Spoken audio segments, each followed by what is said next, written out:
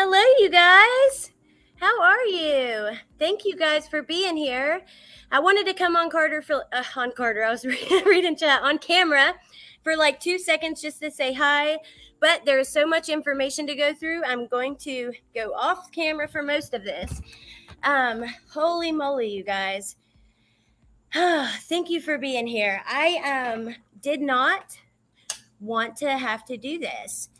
But I'm going to explain why I feel that I do. I have two guests that I'm going to bring up, and they're going to explain also why they feel that they need to speak up. And we're going to go through, after we share our reasons, we are going to go through a timeline that is very detailed. To kind of explain events from start to finish. And then I want to show you guys a lot of the messages and different things like that so you can see for yourself. Yeah, so I want to really quickly say, and then I want to talk to you guys and say hi in chat. But before I even look at chat, I want to say right now, the narrative of this being for reasons that people do not want to see same-sex relationships and things like that, that is going to stop right now. So I just want you guys to know that is not what this is about. That is not what this video is going to be about.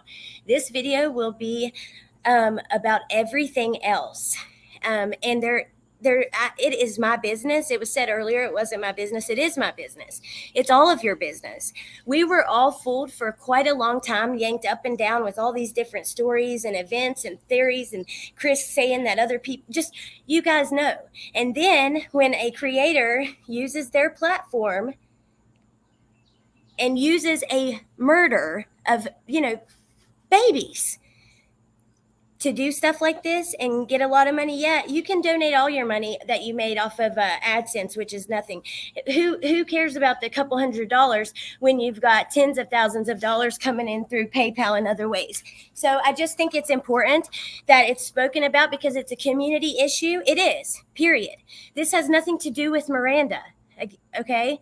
This that we're going to talk about tonight is going to be, it's about the whole community. It really is. And it's important. There could be other people out there. I was waiting because just like the essay claims, I'm not here to say one way or another what happened. I hope the police investigate that to the fullest, and whatever happened, whether it's true or not, if someone pays for it.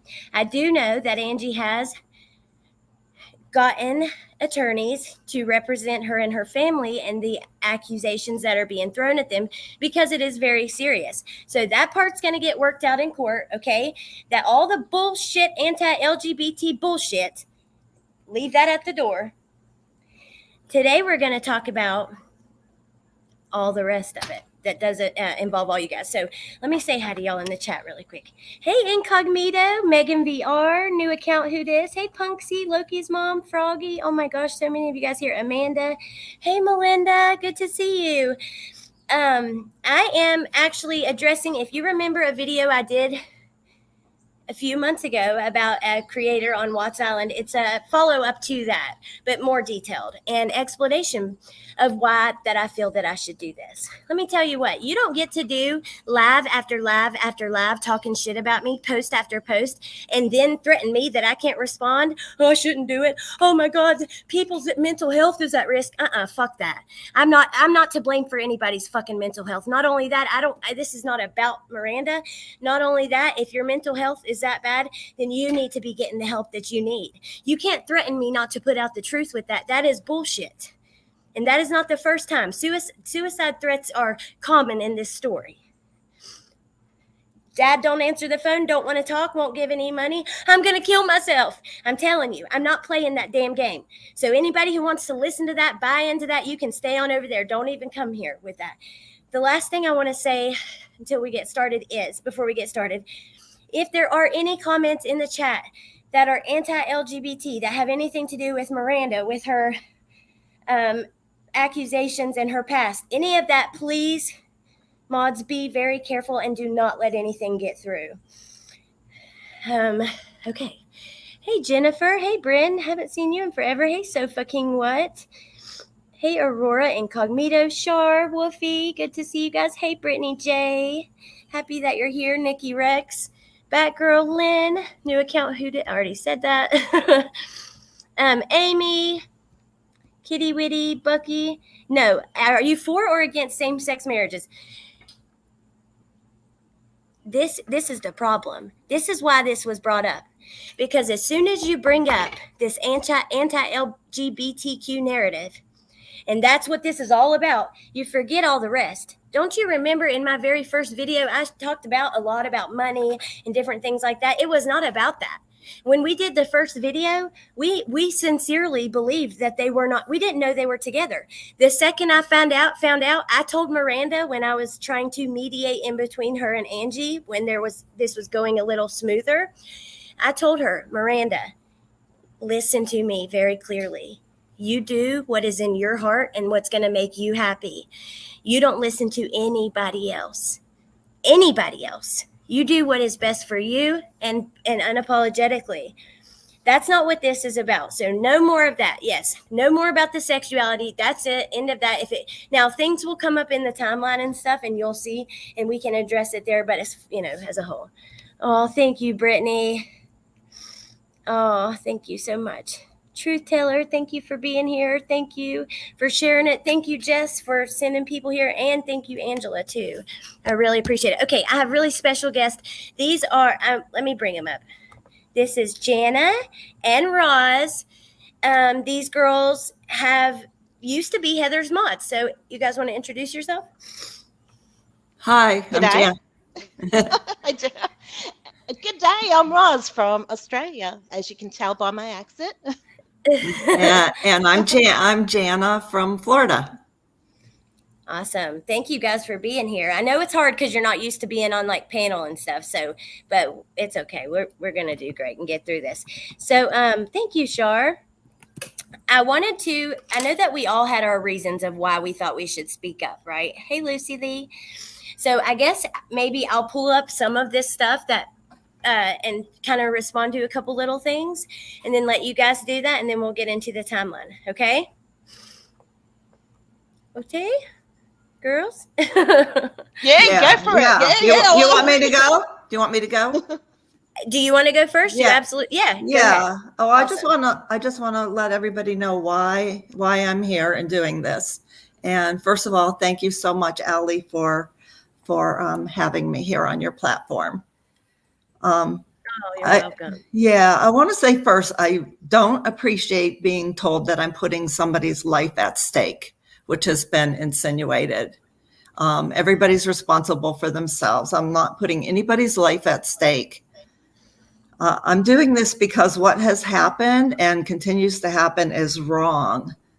Personally, I was manipulated and lied to, as well as the entire Chris Watts true crime community.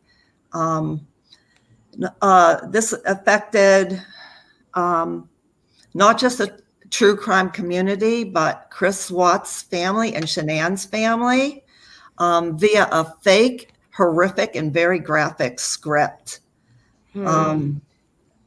And now some of my friends and even others that I don't know very well are being bullied and threatened in the really worst ways. And I'm not here to do the same. I'm just going to stick to the facts as I know them and my truth. It's a truth that I knew before Angie and Miranda were even involved in all of this.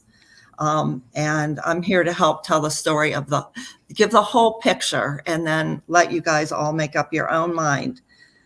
Thank you so much. Yes.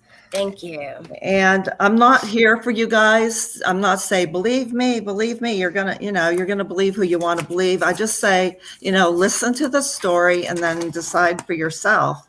The fact is I do care. I care very much. I care about Miranda.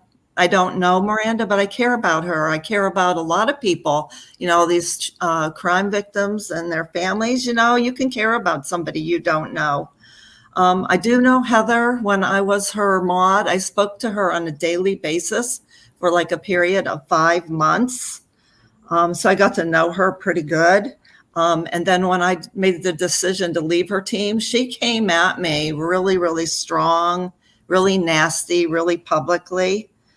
And I didn't, I felt like she was trying to humiliate me to keep me away.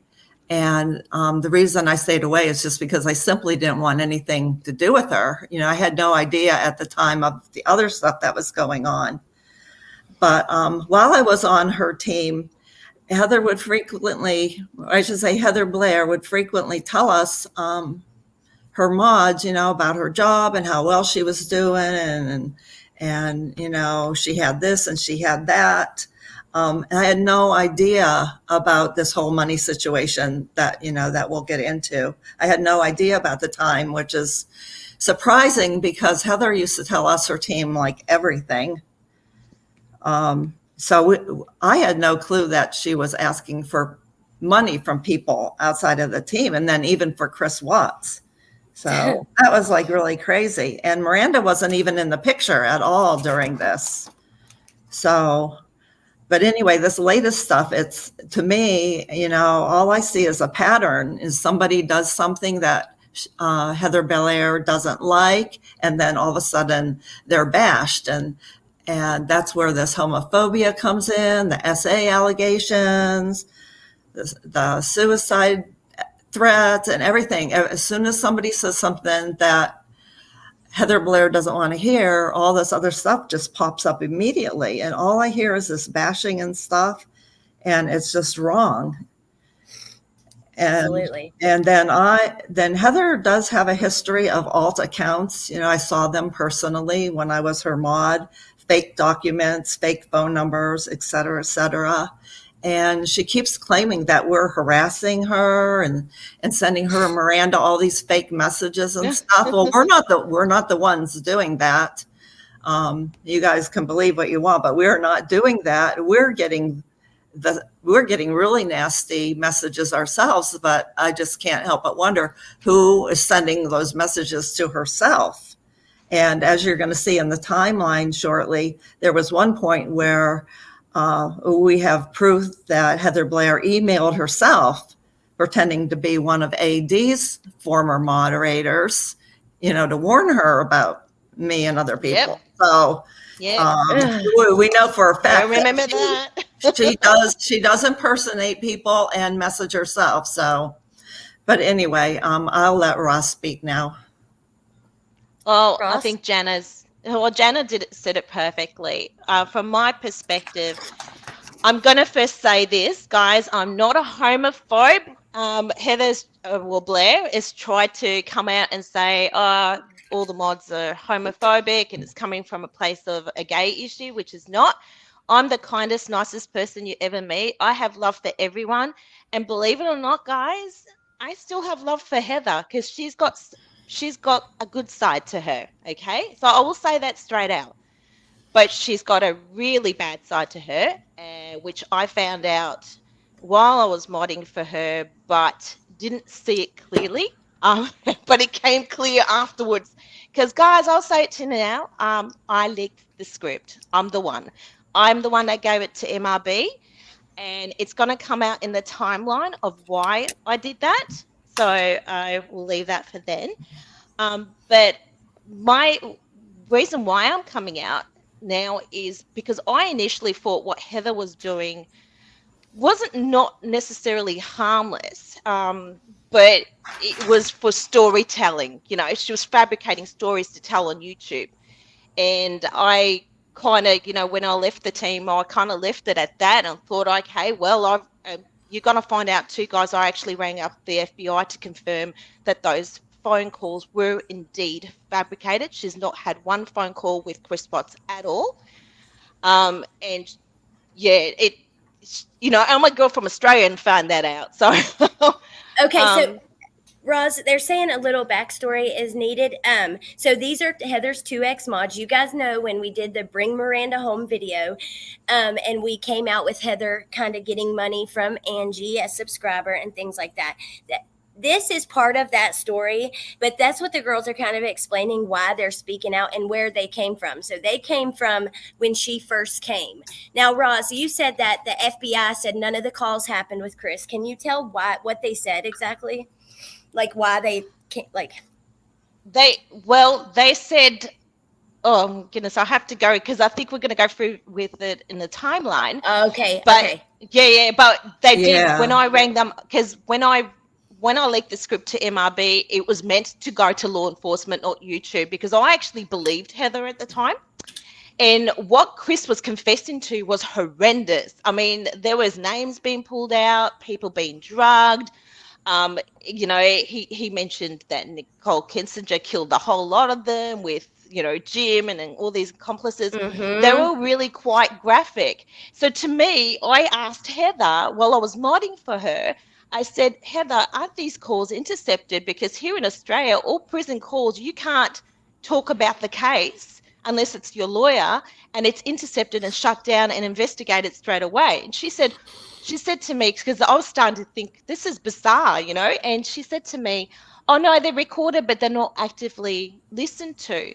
And I thought to myself, well, oh my goodness, he's confessing to these murders, and I believe that Chris was lying. And I thought, you're going to cause a lot of problems to the two families. You know, this is not right. It's going to cause problems for the Ruzeks and the Watts. This has got to go to law enforcement. Oh my goodness, this is like he's confessing to murders. I actually believed that she was talking to him. And when I leaked it to MRB, she told me, she goes, no, Ros, these calls never happened. I go, no, they did happen. She's talking to him and he's lying to her. He has to be sorted out now. We go, you got to, you know, this has got to go to the DA and all that. She goes, oh, don't worry, it's going to law enforcement, but she took it to YouTube, but that's fine. But I did find out she actually did take it to law enforcement, and the Ruzeks got confirmation that it was indeed fabricated. But I also got confirmation because I only found out that they told me 2 months ago that they found out that they got the confirmation and told me. And I was like, Right. oh, I already found out last year. So I rang up Right. FBI myself And and they confirmed.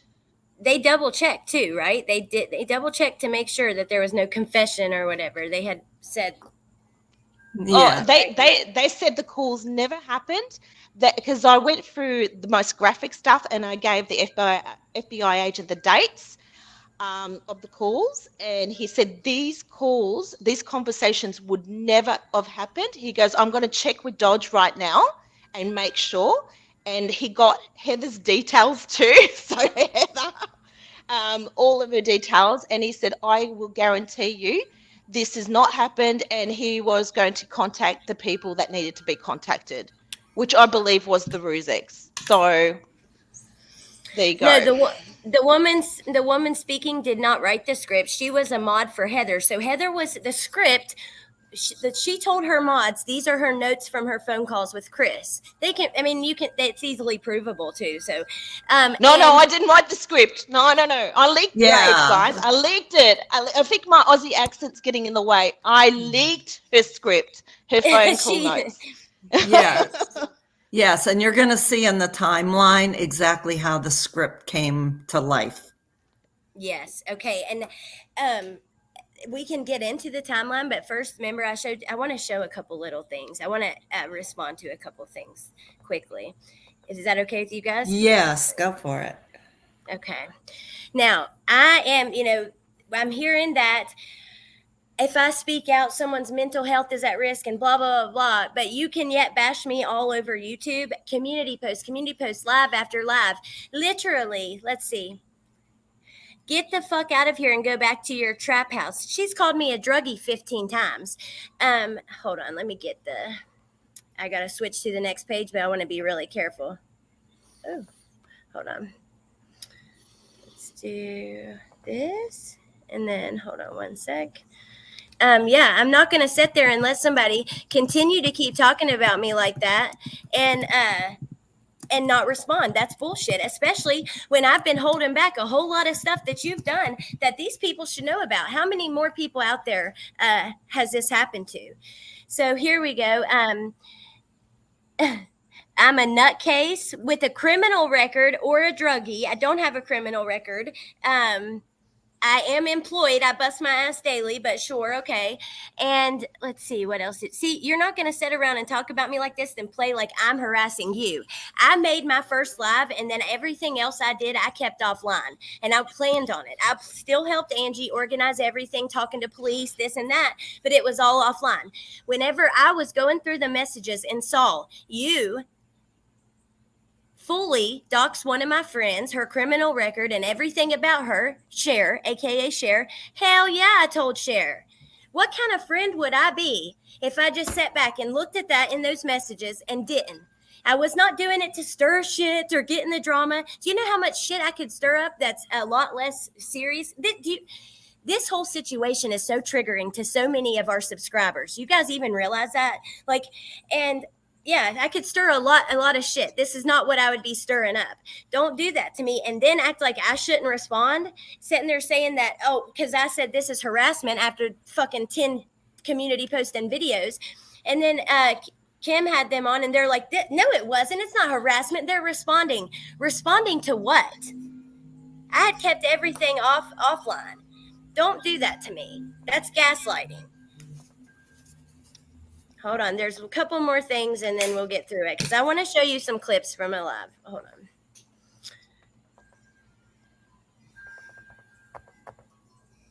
Oh, and they completely shared Angie's freaking whole passport. How is that okay? That's disgusting. Absolutely disgusting. Now, I wanted to hear some of this.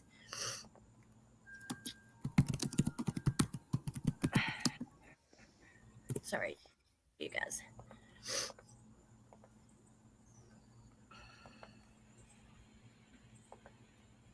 That's already been explained to Angie. Wait.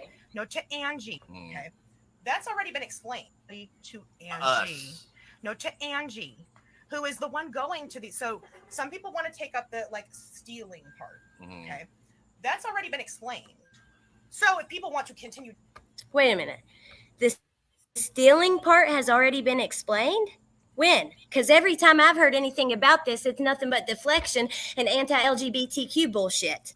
That hasn't been explained. We're going to explain some of it today. We haven't heard anything from Heather except for you got to do what you got to do to get out of a bad situation. There was abuse in the home. Okay, then Heather, how come 5 minutes later or 5 minutes before that, you said you didn't hear about the abuse until she was already living in Vegas? So which was it? You did this to get her out of the home, or once she was out and she was in Vegas, she told you. Go look on their video yesterday. It's on there. I swear to God. She says that she did one day she came over and Miranda was all sad and stuff and she showed her the bruises and she's like, we have to report this. While Miranda was already in Vegas. So don't tell me that you stole off this woman for a fucking year to get her to Vegas. Now, hold on. There's more. And I'm sorry, you guys. Let me calm down.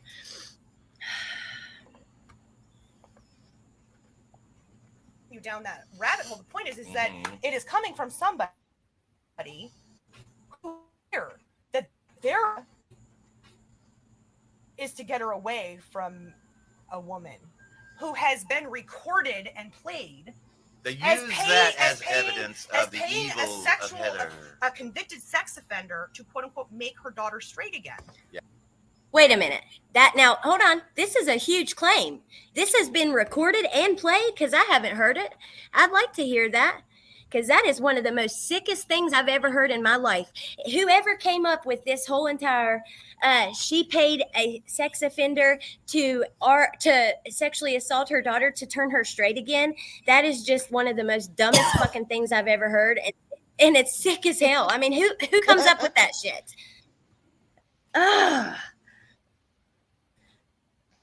Is that not, when you know, it's, I can't believe how low this has gone. Like, yeah. Right? So these other things, unfortunately, I guess if you people might not be, I do think the majority can, if they want to, understand that certain things had to be done to get her out of that situation. You had abuse in that situation too.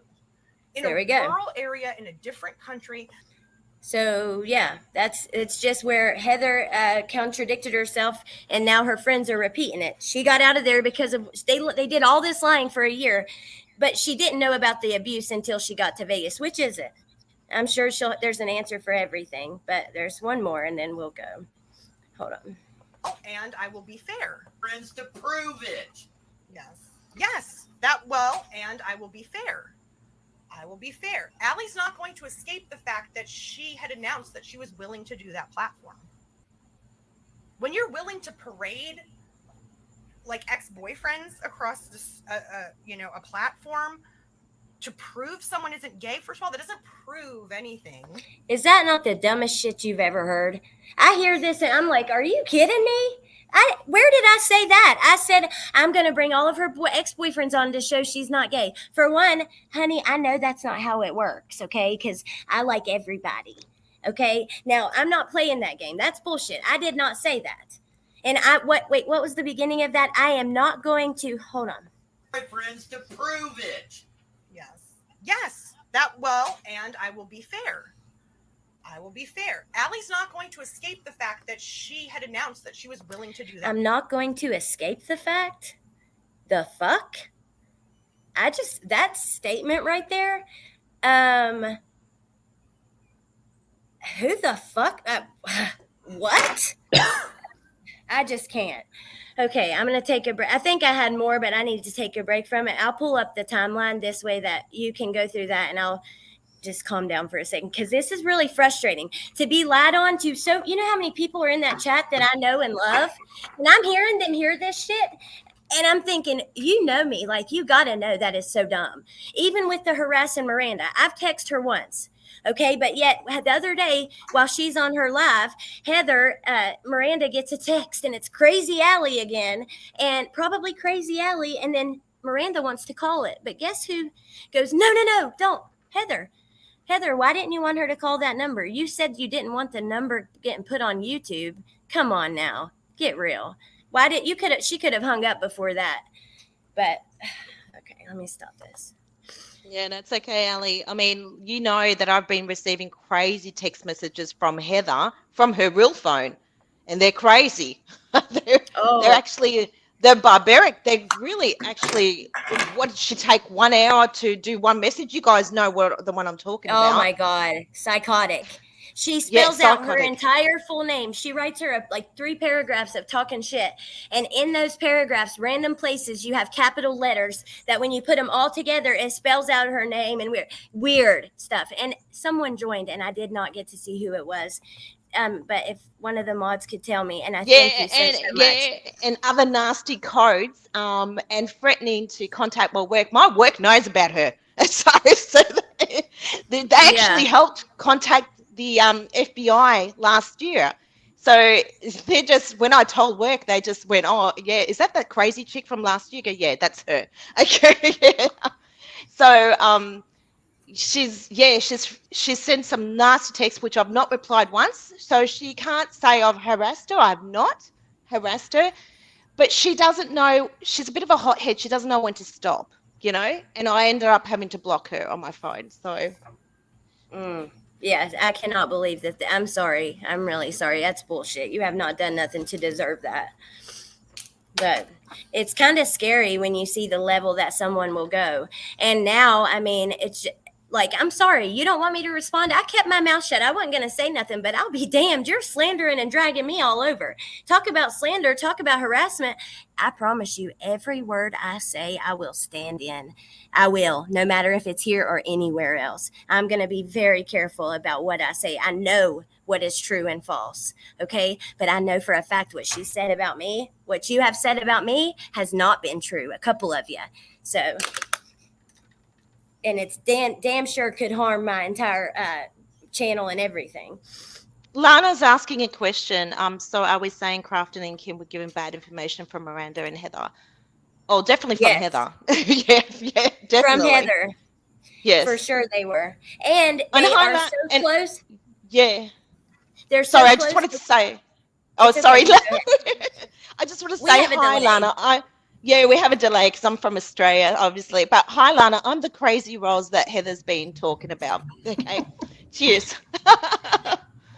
Bryn, there may have been a couple letters, 2 letters, maybe, but that's it. Yeah, we're going to get to that coming up in the Yeah. timeline. Jana, you did such an excellent job with this. I cannot. You are really talented. Okay, here we go. This is the part I There's missed. just so much to it. It's so much to it. It's crazy. I'm still learning. I'm still learning more every single day. Almost every day. I just found out more information today. It's crazy. Katie, thank you for joining. Thank you so much. Yeah, they do need to watch their allegations, Jess, because I'm telling you, this is what they've said about me is slanderous, and saying that why are you going to put somebody down for their addiction? Number one, I've been clean for years, but number two, what if I wasn't? You want to play this mental health game. You're responsible for other people's mental health, but you're doing that, shaming people for their addiction, and that's nasty. I'm sorry, that's just straight up nasty. And shaming somebody is just an effort to control them. Yep. Yeah, absolutely. And everyone needs to know that Heather's been impersonating us. She stole my identity and made 2 accounts on YouTube and plastered all these nasty messages pretending to harass herself.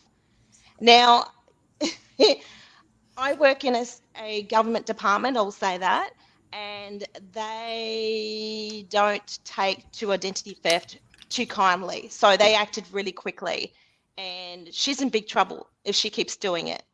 And she's been doing it to Angie and A for Advocate as well. So if you see any accounts in our names, they're not us.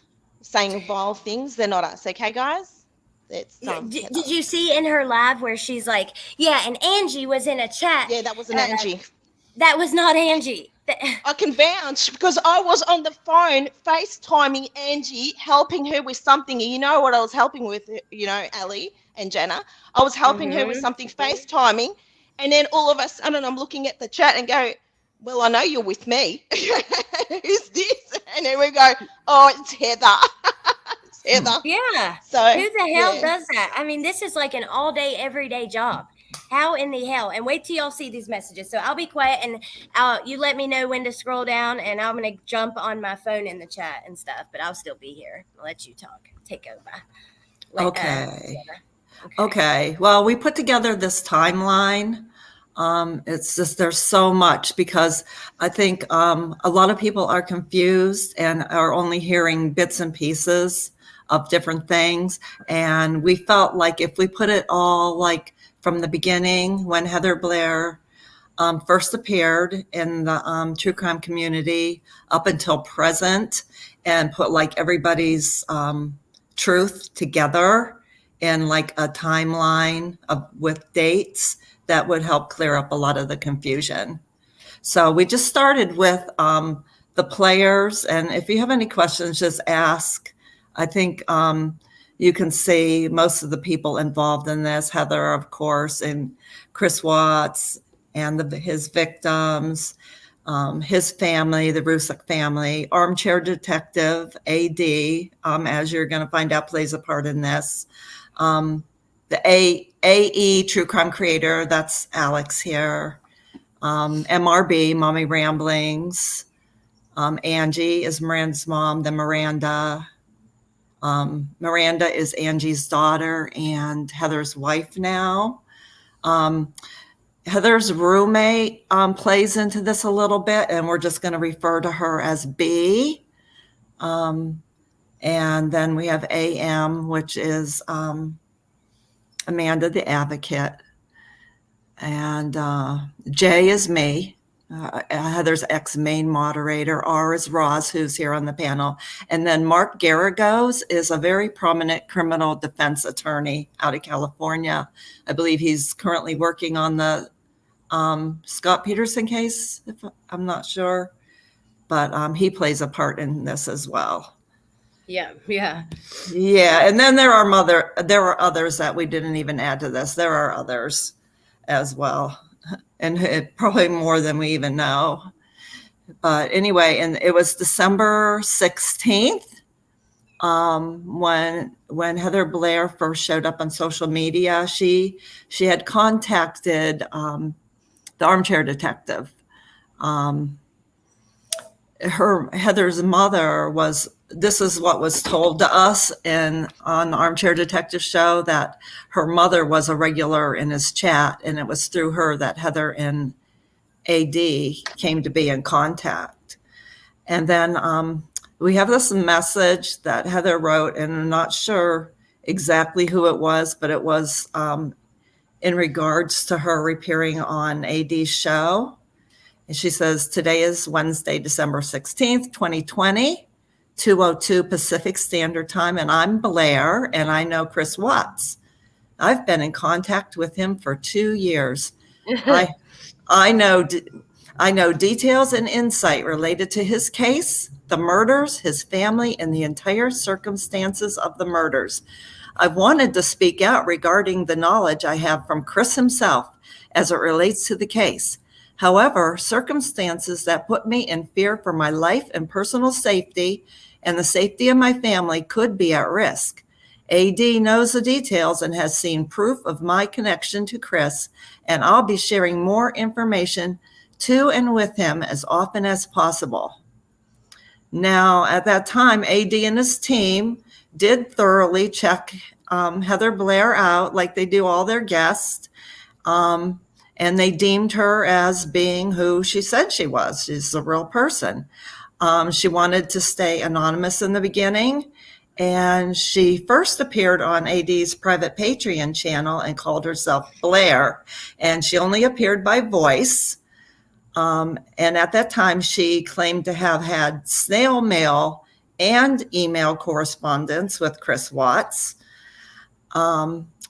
But when she first appeared, she took a lot of flack because a lot of people didn't believe that her letters to and from Chris were real. So I'm losing my place here. She was asked to provide various forms of proof, such as Core Link, which is the prison's email system, watermarks, and IP addresses.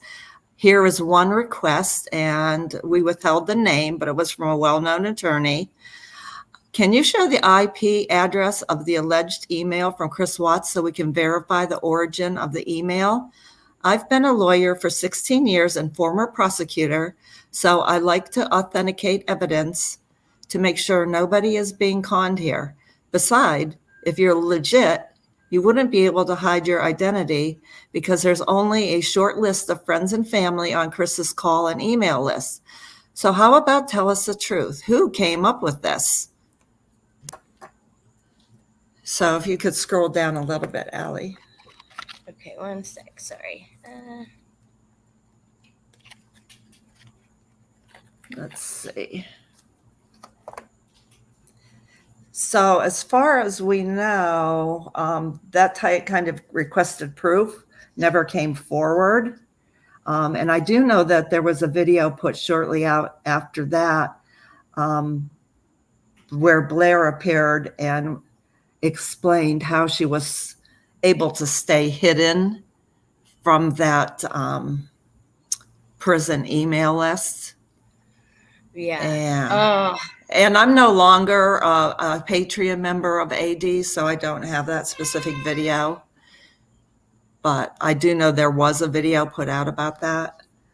And then she went on Armchair Detective publicly on YouTube on December 17, which was really quick. Yeah. Let's see. In that video, let's see, December 17th. Right here. Yeah. CW needs to talk to AD. Remember all the hints he was getting, all the hints and different things? Like, this is wrong to do to the whole community. Yeah, that comes later. That was later. Oh, okay. No, with the hints. That's going to come up yet in the timeline.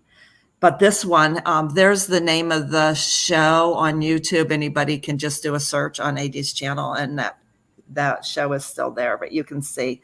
But in that, she She claims to have been talking to him for 2 years and that they are friends. They're friends. And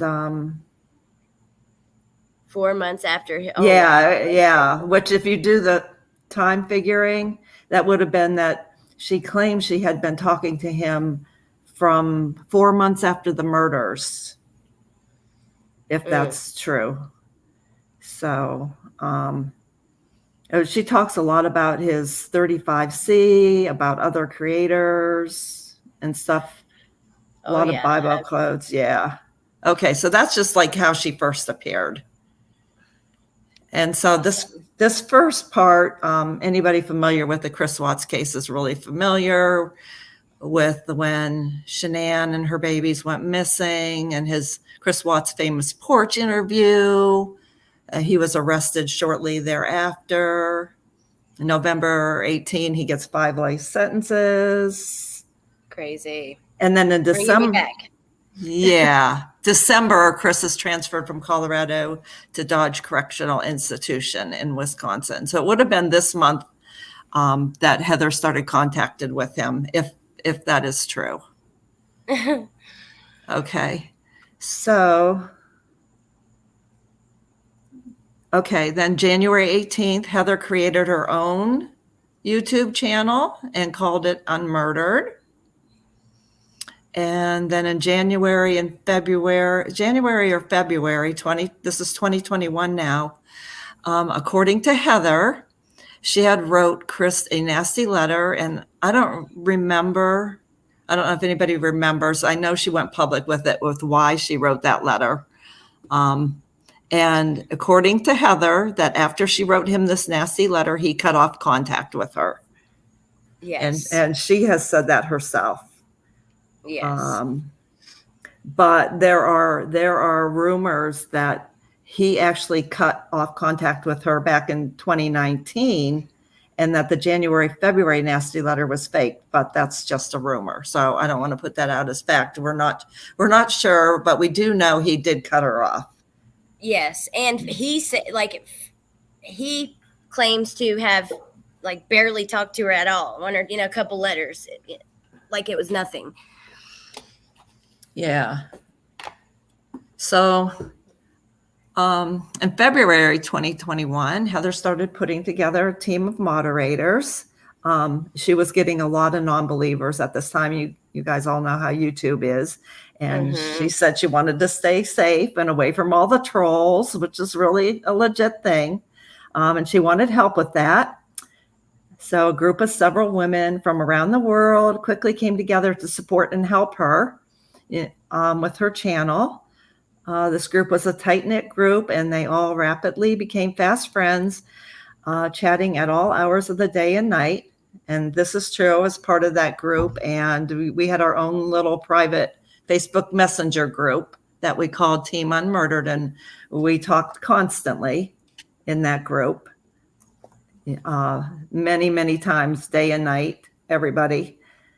There's a lot of personal talk in that group, not just true crime. I remember, trying to steer Heather, keep your channel respectful, keep to the true crime topics, don't worry about what everybody's saying about you, blah, blah, blah, blah, whatever. Heather was very concerned, and Ross can attest to that. She was very concerned in the group that all of us, her moderators, trusted her. And she seemed very uptight about that, and would often show us stuff like her driver's license and her work badge and all kinds of documents to prove herself. Like we wouldn't even ask. She would just, you believe me, don't you? You believe me, right? Yeah, all the time. Yeah. Do you believe me? Do you believe me? It was all the time. Weird. And we did, though. We did believe her. So we totally believed her 500%. And it was like, you don't have to show us, we believe you. It's awful. Yeah. So I do have to mention here that there was something that seemed very fishy, at least to me, in our little private chats. Heather Blair shared apartment or a home or something with her roommate that we call B. And according to Heather, the two were simply like friends. I guess didn't she say, Ross, that she had met B from an old job or something? She did not. They were best friends for many years, but she also told me she married B for health insurance purposes. Right. Did she tell you that too? Yes. Yeah. But she constantly said they're just friends, but they slept together. They slept together. They slept but together. They were just friends. But they weren't a couple. But she married B to help her out because she had multiple health issues, and her insurance wasn't good. Because for an Australian to understand that, we got Medicare, so I'm like, huh? Why would you do that? And she explained your health insurance in the US is a bit different. Yeah. This is why it wasn't hard to jump to the conclusion at first before we knew that they were a couple, because we didn't know that. That's not why my video was made. We truly did not believe they were. We didn't know what was going on. We thought maybe for immigration. Matter of fact, even the PI, that was one of the first things he said, to get citizenship. So there was many things that, this shows you guys there's a lot more to it than just the black and white. Right. But the reason that Heather told us that they slept together was because they had previously shared a very small apartment where there was only one bed and one bedroom. And they had to. So when they moved into their current bigger place, they were just so used to it that they continued. But, I'm not here to talk about her personal life, but you'll see how B plays into this. And I'm just here to give the facts, and then you guys can all decide what you think is going on. And none of us had a problem with that. And then I think we all did. We didn't really care. We didn't care. We didn't care. It was fishy at the time.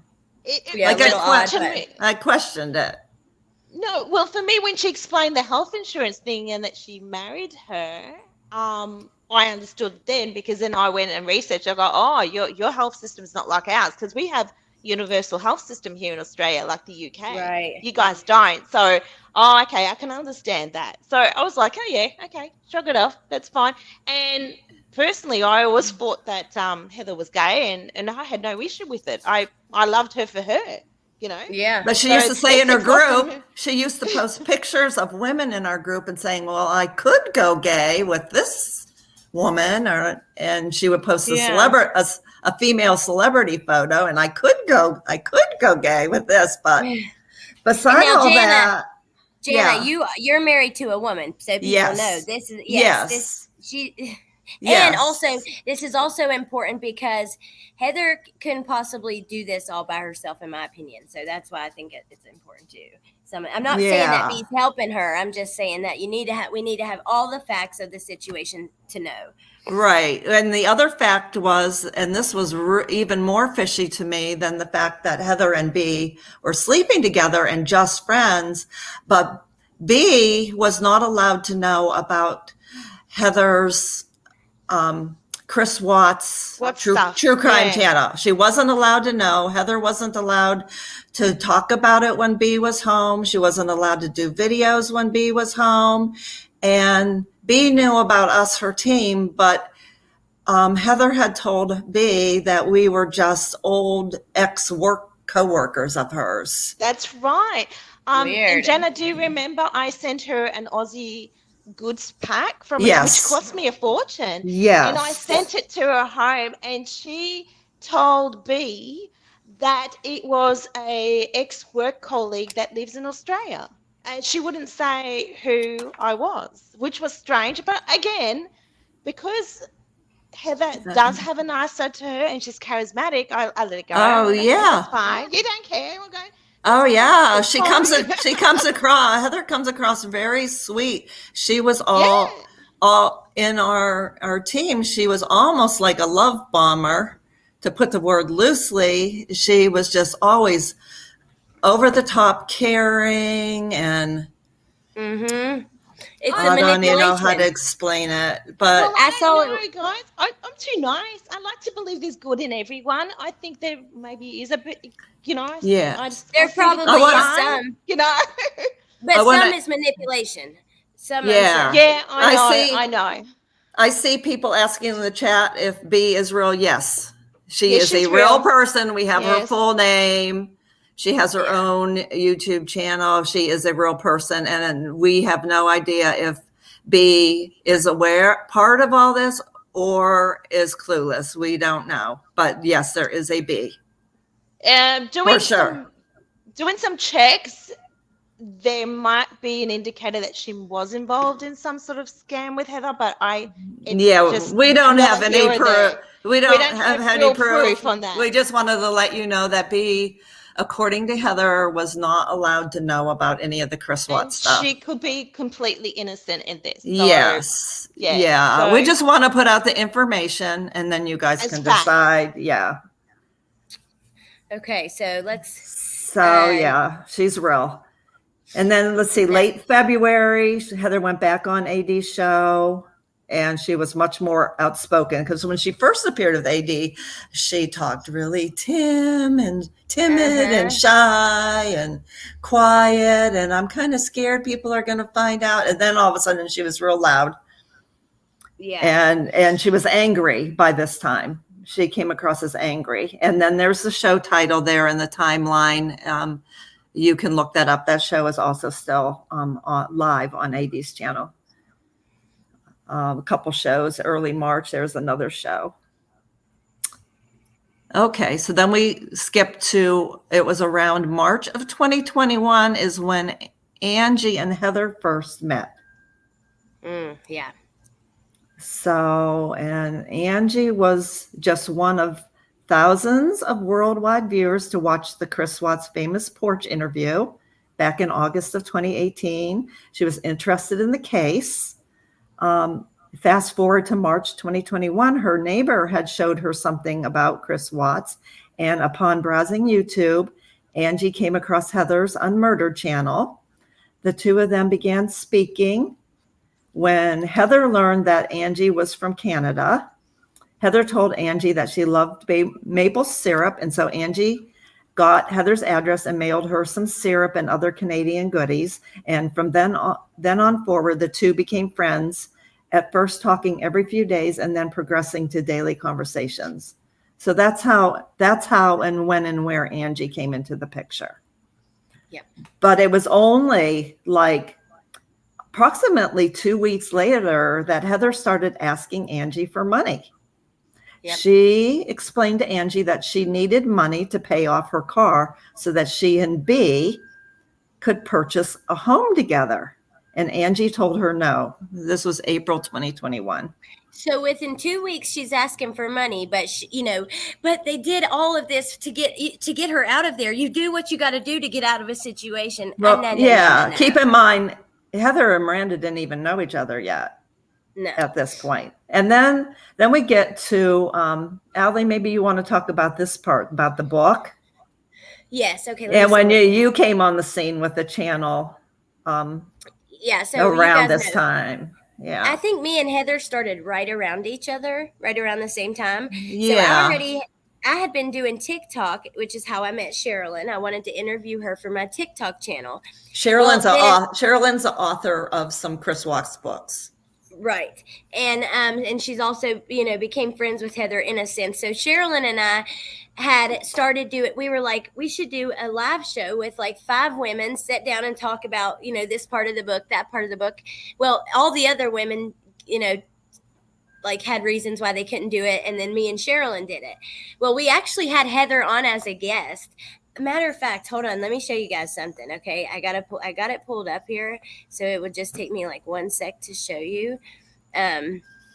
When she was like just about a 30-second clip of her on my channel back in the day.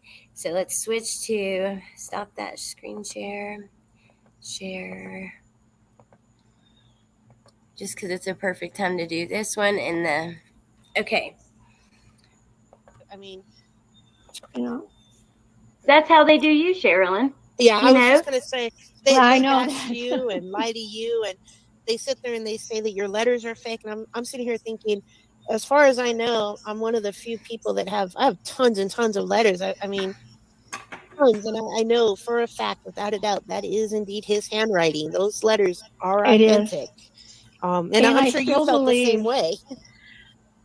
I did. And I still believe that at least the majority, there may be some holes. So see, she's got tons and tons of letters, and that was just, I only watched like the first 20 minutes of that and took one clip, but it's still live on my channel too. So let me get back to our timeline. Okay. Okay, and then about the book. So yeah, I met Angie. She was a viewer of my channel, and one day she's like, "Can we have a call? Because I would love to talk to you about this case." And I said, "Sure." She actually sent me a box of Canadian goodies. I'll never forget when it showed up. I had a box at my house that said "From A. Erickson." I was like, "What the?" Who sent me this? What is this? And I forgot it was Angie. But on our phone call, she was telling me that her and Heather were very close, and that Heather and Chris were going to be writing a book together, and Angie was going to help. And it was going to be about Chris's life. It was going to be done better than all the other people who had done it, right? And it was going to be the three of them, what really happened. It was going to give away the whole truth of what really happened. And yeah, so I do know that Angie did provide Heather with a credit card so she could purchase what she needed, which part was a typewriter for Chris, a laptop for Heather, different supplies like that. And meanwhile, our team, who Heather was talking to about everything about Chris Watts, we didn't know anything about this. At least I didn't. I don't know about you, Ross. No, I knew about Angie, only because all I knew is that Angie was a friend of Heather's. That's all I knew. Yeah, but believe it or not, Heather actually put me in touch with Angie and gave me her number, which ended up working really good in the end. Because her husband and my husband are in the same religion, so we ended up clicking and talking. So okay. I didn't know that. Yeah, and then when I got booted off for leaking the script that I didn't write, that Heather wrote, right, guys? Yeah, that's script is coming up, you guys. It's the best part. Yeah, it's coming up. That's the best part. I had no contact with anybody. I let it go. Okay, so I only got in touch with Angie after I heard what had happened to her, and I apologized for not speaking up. From what I found out Heather was scamming, I found out when I got booted, and I actually apologized. I said, my God, if I spoke up, I could have stopped this from happening. But anyway, and yeah. Parawoman Radio, I don't know that. I just know that I don't know that to be true, that he has said that. I'm sure he doesn't want anything to do with it. But I will say that I know for sure, before I did my first video, I contacted, I won't say who, but one of his immediate family members, and they were very shocked and disturbed and disgusted and hoped very much that it all came out and someone paid for what's happened here. So yeah, so that's when this is about the time that the money fraud began, April, and it lasted clear up until last month, actually. I missed a super chat.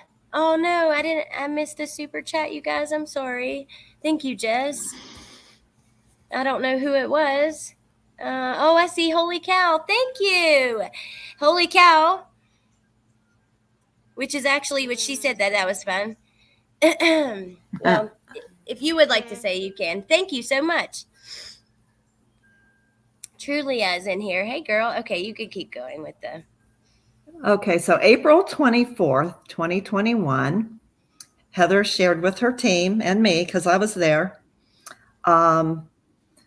She shared with us an email consisting of 17 emails that she said she had received from Chris Watts. And the dates of these emails were from December 29, 2020 until January 12th, 2021. And I have those emails personally. In these emails, there is a lot of talk about God and praying, and also a lot of talk about the armchair detective, which you remember, that's who Heather first got in contact with. And I believe, just with my personal opinion, that she chose armchair detective because back then he was like really big into this case and had a very huge audience. And this was a place where the script would be heard by a lot of people. But in almost every one of these emails that Heather sent us, her team, Chris Watts mentioned AD, and he seemed to enjoy the digging that AD was doing into his case. My God. So, because as we're going to find out soon that a lot of these fake emails and the script and stuff, they all mention AD, because the fake Chris Watts is really happy that AD is helping get the case out and get the case solved. And it's just crazy. And anyway. do you remember AD was so thrilled to be a part of this because he's very passionate about this case. How wrong how wrong? That's why his audience is huge, and all the people that were in there believing and holding on to every word and trying to figure out these clues.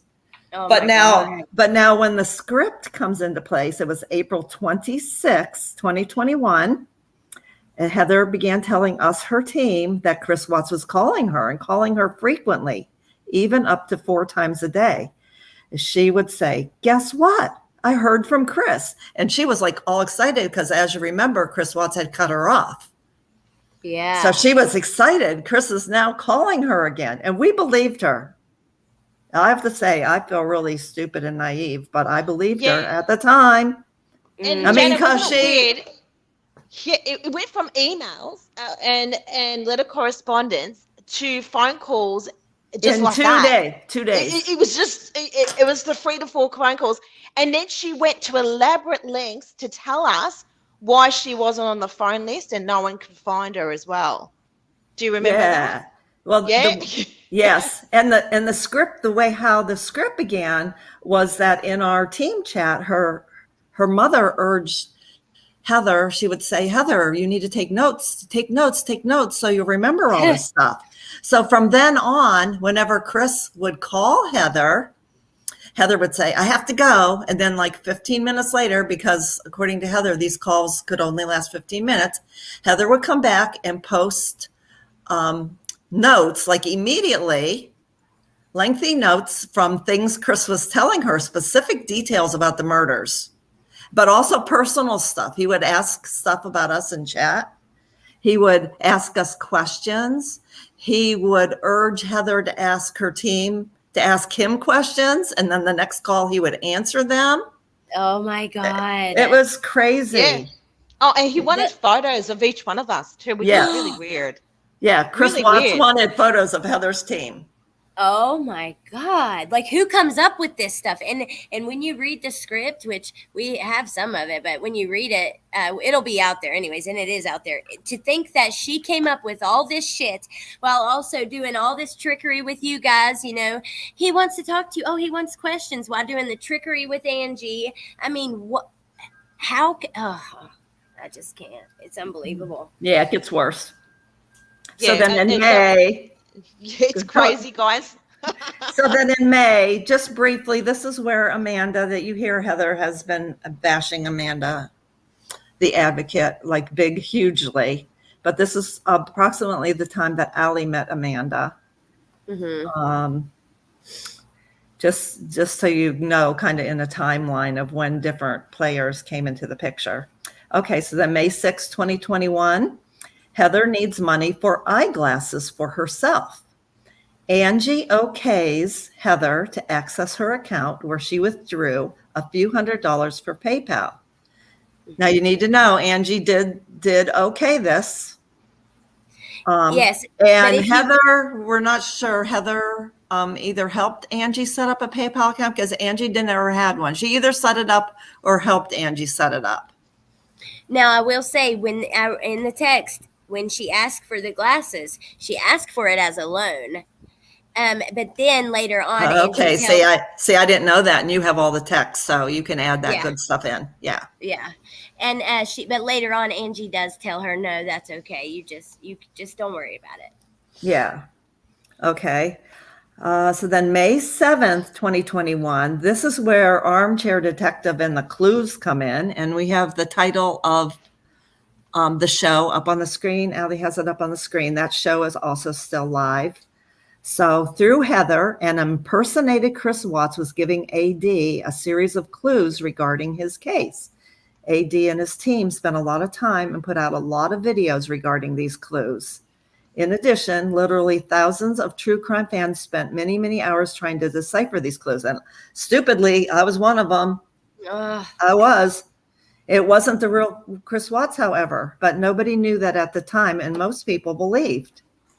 Yeah, I thought I questioned it, but I was looking at it. But A's for Advocate was actually kind of friends with Heather, and I would tell her all the time, like, she's full of shit. I don't believe her, and she'd be like, no, she's not. I'm telling you. And let me get one thing really straight out of the way, just 2 seconds. There was talk about Amanda commenting on a Facebook picture and saying, "Who is that?"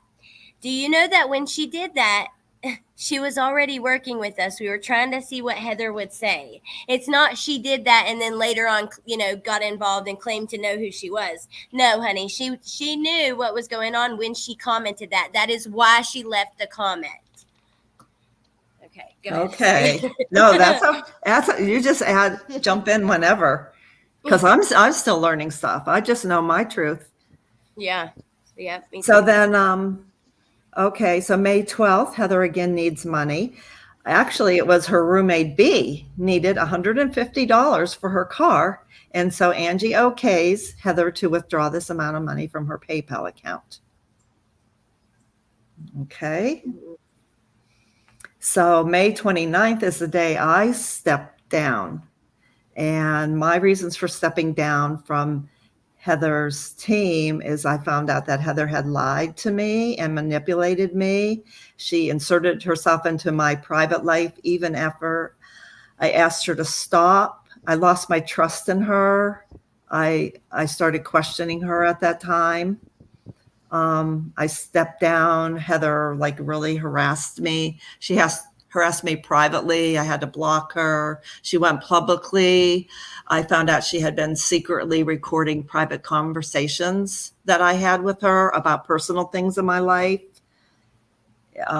It was just a mess. And then I also realized, back then at that time, I was really deep in the Chris Watts case. And I had spent several months just thinking in my own head, my own theories about the case. And I had decided to put that in writing. And I did. I created a webpage, and I have 2 huge long web pages full of my own personal theories about the case. And then it dawned on me shortly after I left Heather's team that, I had shared that webpage with my theories with Heather.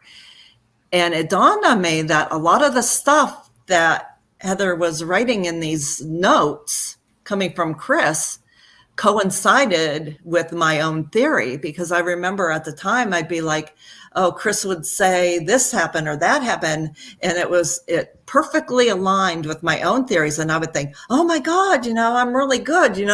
This is what really happened. See, I was right, blah, blah, blah. Oh my God. And that's the manipulation though. That's what she's trying to. Yeah. Sick. I still believed it at that time, and it dawned on me.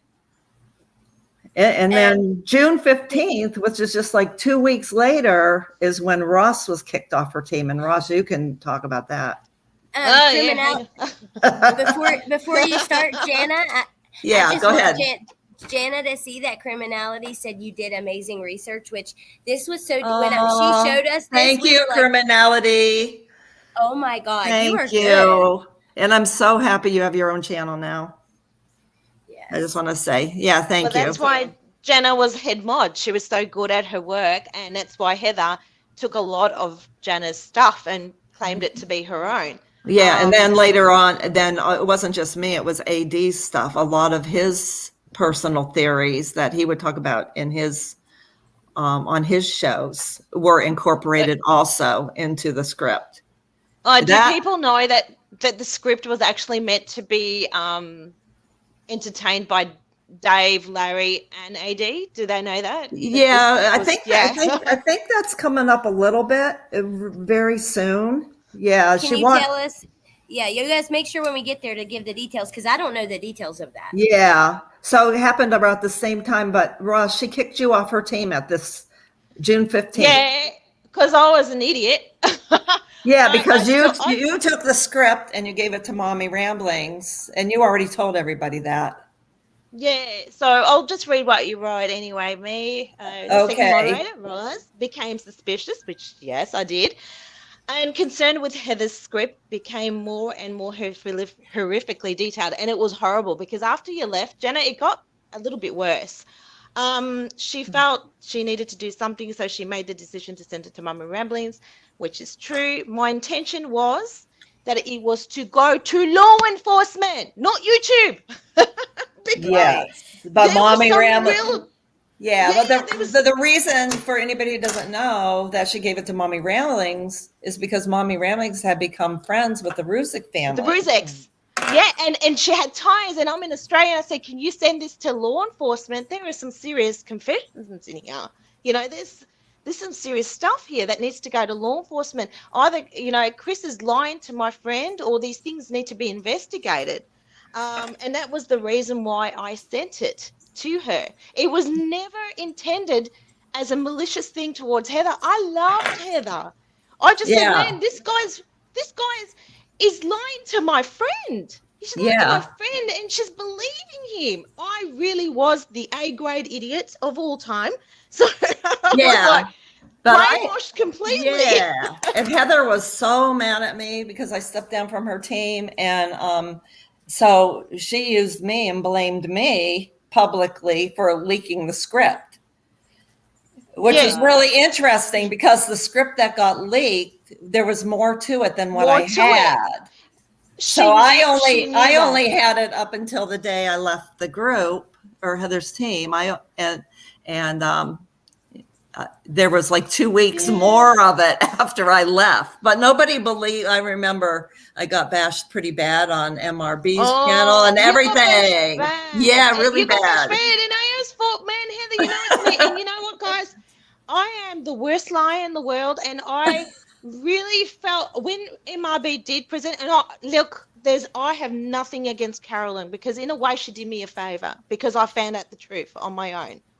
It forced me to go to the FBI via the US embassy here in Australia, and got in touch with the Colorado FBI, and it kind of forced me to find out for my own well-being. I went, oh my God, she freaking lied. MRB was right. She was lying. This all lies. And I wouldn't have believed it. So in a way, she did me a favor doing what she did.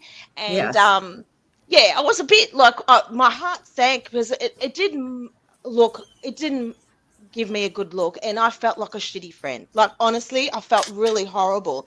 And and Heather would ring me and go, was it you? And I had to lie, but my God, I'm the worst liar in the world, and I can't lie for any peanuts. And I just was like, that's it, I'm cutting all contact. I can't say anything to her anymore because I felt so bad. I really did. But my guilty conscience, I was like, and then a week later, I think it was the 21st of June, I rang up the FBI, and I was angry with her. I was really upset, and said, wow, you really did a number on me. And all of us. Then you got all harassed and stalked and everything. Oh, continuously. She sent me message after message on my iPhone, and I had to block her. And then she stalked me on Instagram. Guys, this girl is nutty. She would stalk me she would try to friend request me on Instagram, and you got to confirm it, and it will be the name Toilet Clout. Okay. And we're going to wonder the maturity level of this woman. And then she would have underneath the name someone. Now, Jana will explain the someone, what that meant, okay, later. And then she will try to friend me. And I haven't been on Instagram for ages, and I saw it like 2 weeks later. And then I wrote a message because I knew it was her. I said, how's the ferrets? Because Heather has pet ferrets. Right. And once she read it, she changed her name back to her legal name, straight away. And then I wrote a message to her and said, right, I knew it was you. Okay. And I said, I knew it was you. I think it was July 3rd or something it was.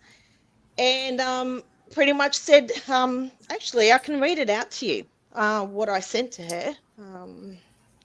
Because I And just sent it right. Heather sent Ross a photo of a gun target practice. Yeah. So to her Instagram.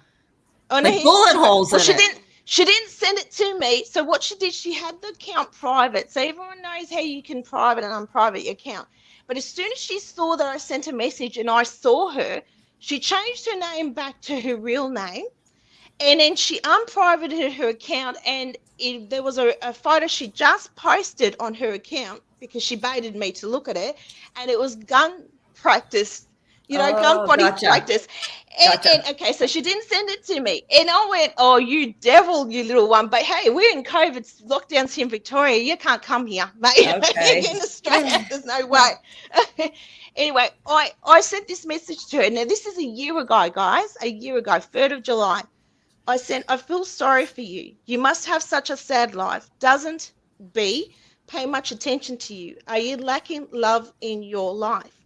Really, girl, did you think I was stupid to not know this was you? You and B have a history of scamming people. Heather, finding how the internet leaves a trail of all the stuff you do. Go away, Heather. Stop lying and start living. Enjoy your wife and your family. Stop lying about stuff. And stop scamming people.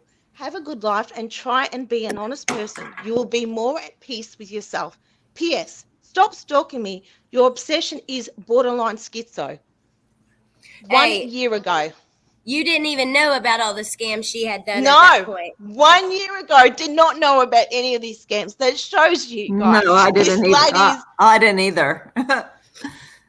Okay, we better move forward some because we're taking a long time. I don't want Okay, so about the same time, June 15th, the same time that Heather kicked Ross off her team is when our AD discovered that Heather had been lying. AD says, quote, that Heather has duped me and many others. We believed her, and it's very upsetting. I remember that. Everything I'm saying is suddenly being repeated by Chris. And that goes along with the same thing I was saying about my own personal theory. Yeah. So, about the time I was realizing that part of my personal theory was being incorporated in the script, AD was realizing that his personal theory was also being incorporated into the script. It's like she wants to keep you hooked and interested into what she was doing or whatever. You know what I mean? Like, yeah. I don't know, weird, invested. Yeah. So AD, he believes, since the day that Chris Watts cut Heather off, he believes everything since then was fake. I do too. In that show, the show titled "Now Is the Time," AD is shocked and tells all. That show is still on his channel. And then June 18th, he did another show called The Statement, and I appeared on that show. It's just called Statement. Oh, you did? Yes, I was on for like the first 45 minutes, and then Bubbles was on, and she's got all the receipts and the proof. And, I remember that now. And it was directly after that video where Heather totally mass attacked me and went on other channels and was telling them people personal stuff about my private life. And I remember getting out of work one day and I got a message from somebody saying that, oh my God, Heather's on such and such a channel and she's playing your private phone conversation. I about died. And I know there are some people in chat who can attest to that. And it was just horrible. And then June 19th was also right after I left is when that fake email that Heather wrote to herself claiming to be someone. Here's that name, someone again. The someone? Yes. On my Instagram account. Yeah. Yeah, that someone was pretending to be one of AD's moderators. And she was writing to Heather to warn her about me, saying that I spoke to AD daily, and I had never spoke to him till I went on his panel. Never, ever. That I had spoke to him daily. I was in cahoots with him. I was a spy for him. I was going to get a profit for my website and for Facebook, which doesn't make any sense, for helping and him. I was recruited. Yeah. Remember? I was recruited in there. I know when you left, I didn't speak to you. No contact with you. AD was threatened by Heather, and he wanted to take her down. And you guys used me to take it to MRB. And Bubbles was in on it, and Bubbles was Heather or AD's main moderator. It was just ridiculous. But anyway, it came from the name Someone, which is the same person who was harassing Ross on her Instagram. Yeah, there we have. Okay. And yeah. Then here. So then the FBI. Yeah. So go down to June 21. Ross calls the FBI. And so there's that. So she did contact the FBI. FBI said everything that Ross had told them. Heather was saying it would have been intercepted, especially the parts where he said others killed his family, and R asked for confirmation and was told yes, and they were going to contact Dodge Correctional Institution about it. To have them go through it again. Yeah. Yes. And he confirmed again that that would have never happened. He told Ross that her friend was lying, that the calls never happened. And, he was left all the details of that. And then also in June, we got confirmation that the remainder of Heather's team, the moderators, were asked by Heather to sign an NDA. So whatever that is for, because if you've noticed, other than one that we will call G, who backs Heather up, the rest of her team is kind of like invisible. Nobody is come forth to support her or anything. It's, where are they? Gigi had a lot to say about me too. I didn't appreciate it because I didn't feel like it was true, but I'll handle it. I'll talk about that. And now Gigi, next. Yeah. Gigi also sent me some messages, and I had to block her on Facebook because when she sent them to me, my whole family, we were sick with COVID. Do you remember that, guys? And she wouldn't stop. And I had a kid that I had to take to hospital. I'm like, God, just leave me the hell alone. Yeah. Oh my God. Well, she said up on him and Crafton's the other day that, I'm not Little Miss Sweetheart like I pretend to be, and all I care about is money. That's why I'm doing this. And I'm thinking, wait a minute. When I interviewed David Carter and you were his girlfriend, you were the only person who has ever asked me for half the super chats. And we only got $20 that night. And I sent them 15. I sent them all of it because YouTube takes a portion. And I thought that's nothing to send them like $10, or whatever. So I sent $15 to them. I didn't keep a fucking cent of the super chat. So, and it's true. And there's record of all that too. Okay. Crazy. And now a lot of the money stuff comes into play. August 11th, Heather needed money for a lie detection course. And with Angie's permission, she uses Angie's credit card for that. August 20th, Heather needs money, $1,500 for a computer.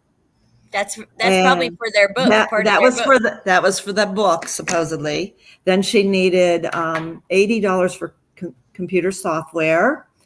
September 11, now the fake Chris Watts needs money because Chris Watts needed money for his canteen. And so Angie okays Heather taking $350 for Chris Watts for his canteen fund. Then Heather needs money, $460 for an Xbox. September 30th, $300 was withdrawn by Heather with Angie's permission for a Christmas basket and hygiene products, but it was for Chris Watts. Christmas basket? Yeah, something like that. I didn't really understand that, but it was, Chris needed this.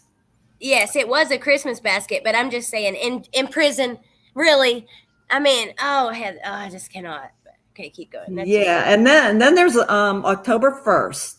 Angie okays Heather withdrawing $100 for fake Claude. And Claude is a fake traveling pastor. to get fake Chris Watson the prison some Bibles.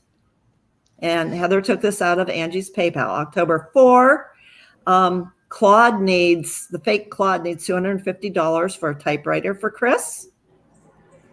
October 9th, Heather needs several $100s for a second lie detection course.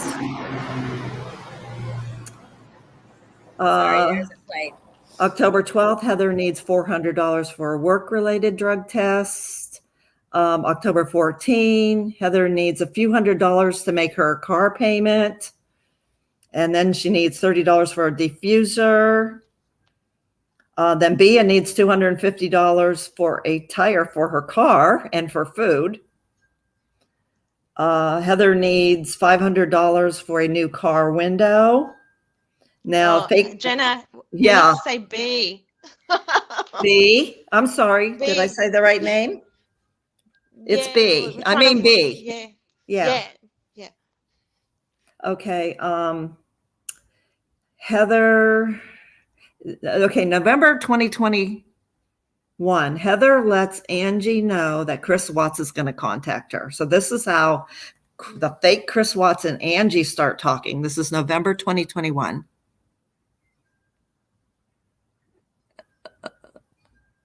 Yeah, there it is. November 1st, Heather needs... Sorry, my boy's coming in from football practice. I'm going to mute, but I'll keep listening and scrolling. I'm just saying hi and stuff. Okay. Okay, so November 2nd, a fake Jamie contacts Angie. Now, Jamie is Chris Watts' sister. And Jamie, the fake Jamie, contacts Angie via text, and this is the exact message. I have bad news. Chris is in the hole. Some guy stole his typewriter. Chris went to get it back and then went and broke the guy's mirror and locker. So until he pays the fees and fines of $600, he's in big trouble and in the hole. He has 7 days to pay it, or he will sentence to a write-up and in the hole for 90 days. I have 450. So then on November 2nd, Angie okays Heather taking $160 for the fake Jamie Watts so fake Chris Watts can get out of the hole. I just can't get over it. I know, I still can't. November 3rd, Heather accidentally takes $30 out of Angie's PayPal account. Okay, now November 8th, the fake Mark Garagos, I don't know if I'm pronouncing it right. You are, but Heather misspelled it by one letter. Actually, she misspelled it twice. Once in the text with Angie, but then she says he has two names, right? Because she knew Angie, I think, was searching. And then she misspells it in one of the documents. Kim and Crafton said that Heather would know better. She would spell his name right. Don't you get it, you guys? She did it on purpose. Exactly. This is I'm telling you, this is a very, very smart, detailed manipulation. It really is. Yes. So the fake Mark Garagos, who is like, oh, I'm going to represent Chris, and I have proof that Chris didn't kill his family. I'm going to get him out of prison. While Angie thinks she's paying Mark to get Chris out of prison, and okays Heather to take 3 payments amounting to $1,700 out of her PayPal to retain Mark Garagos. Now this is a fake. Yeah. Sleuth Investigates. Thank you so much. I so appreciate that. That's really sweet. I did not want to let that go without acknowledging it. You know, I do it. Really and guys, this is all before Miranda came into the picture. This is still before Miranda. Remember, yeah. Before Miranda, okay? So we know this is a fake Mark Garagos. You know, we have talked to his office and everything. It is a fake Mark Garagos, but Heather took the money for Mark. So we know for a fact Heather, with Angie's permission, took the money, but it was for a fake person. So she impersonated Mark Garagos to get money from Angie, basically. But So Mark Garagos, this attorney, his first text message with Angie. Hi, this is Mark, your representation for Chris. Do you have a few minutes to chat? I like to text so I can document all conversations. I will be freeing Chris Watts. I have complete faith in our Lord and Savior. Now, I don't know about you guys, but I've had attorneys in the past and they call you. They don't text you, for one thing. No, they do. And one thing I want to say, just to make sure it's clear. So when she hired, this is what Heather told Angie. Mark Garagos works with a lot of inmates at Dodge that are wrongfully accused. Now, don't forget, everyone says she wanted her daughter to marry a family annihilator. No, Chris was supposed to be wrongfully accused. That's what the attorney said. That was on, CCTV at Survey.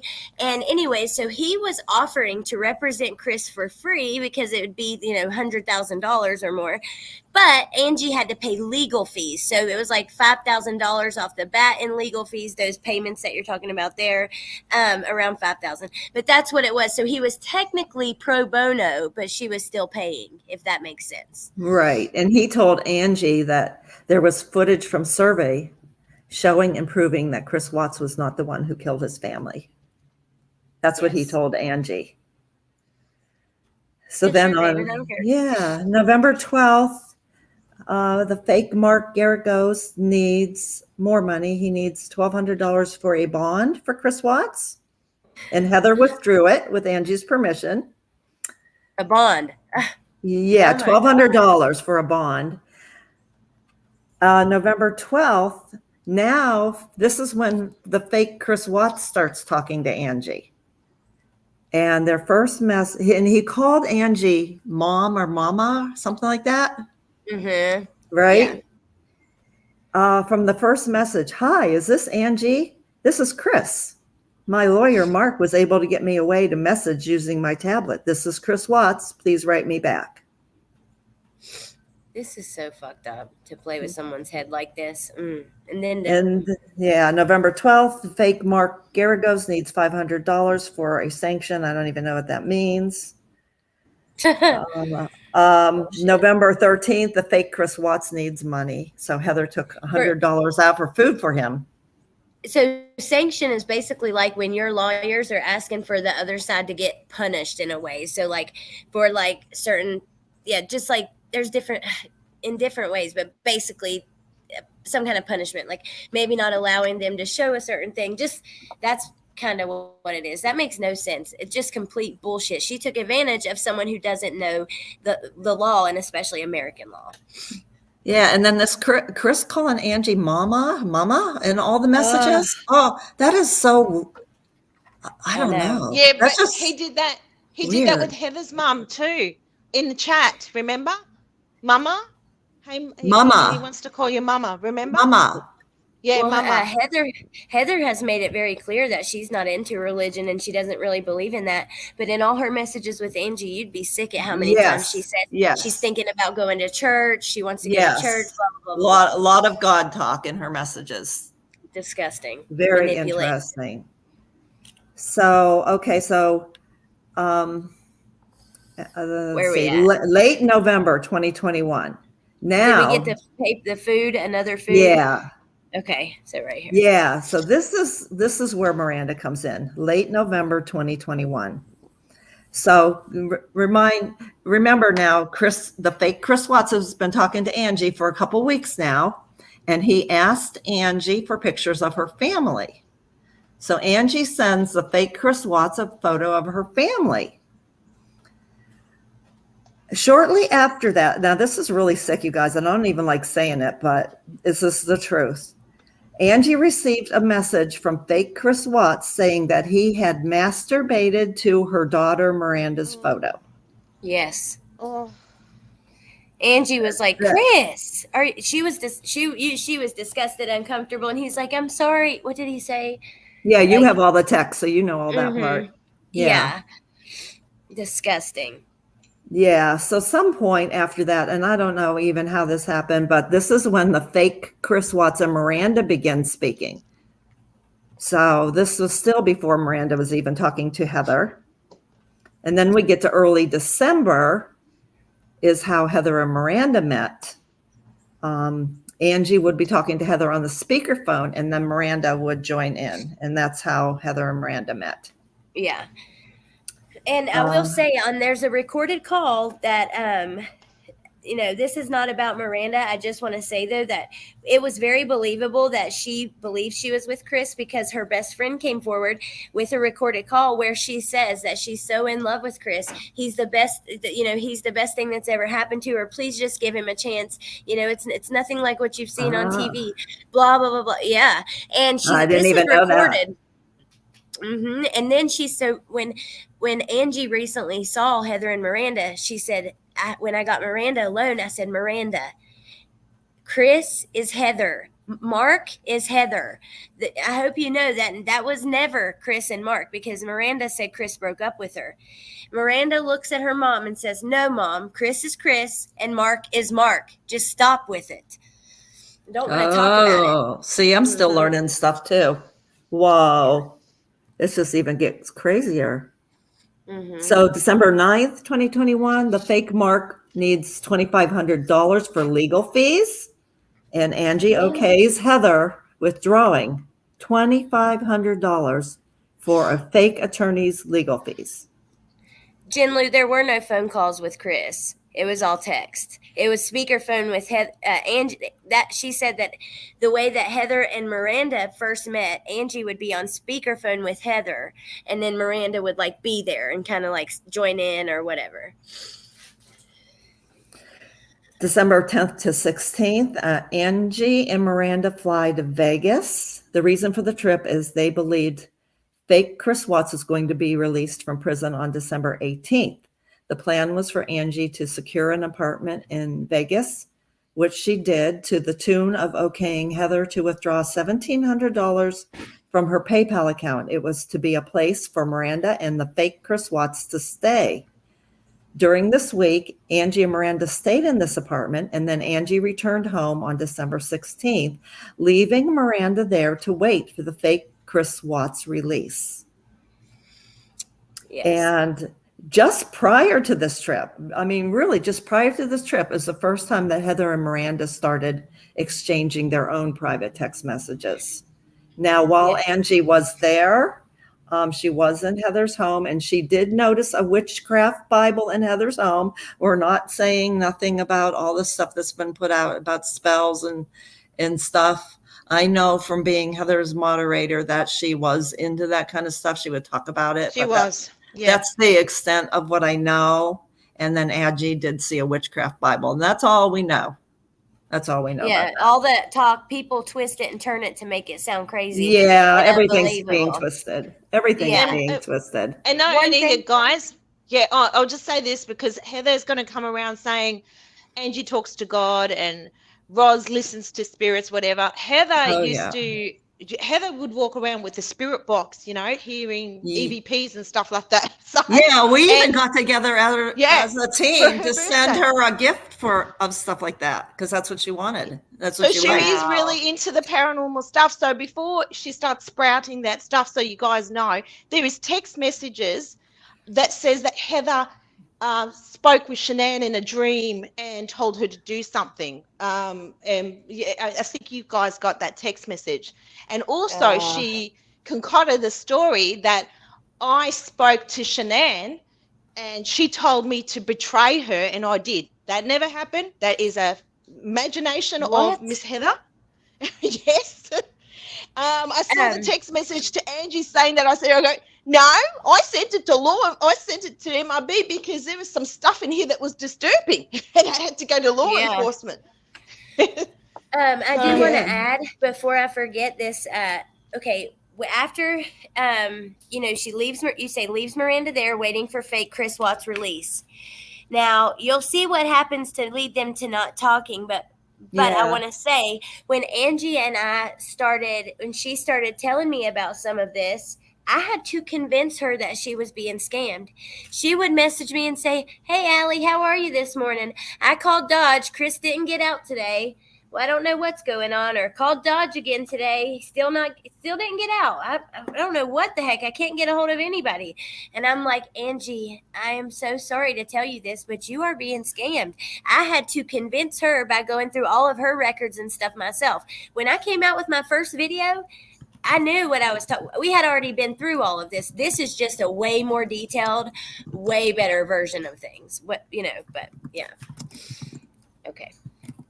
I wanted to add in here that B comes into the picture just a little bit here, because when Angie was in Heather's city, at Heather's home during that visit, Heather told her to lie to B, her roommate, about Chris Watts and not to talk about him, and just tell her that she used to live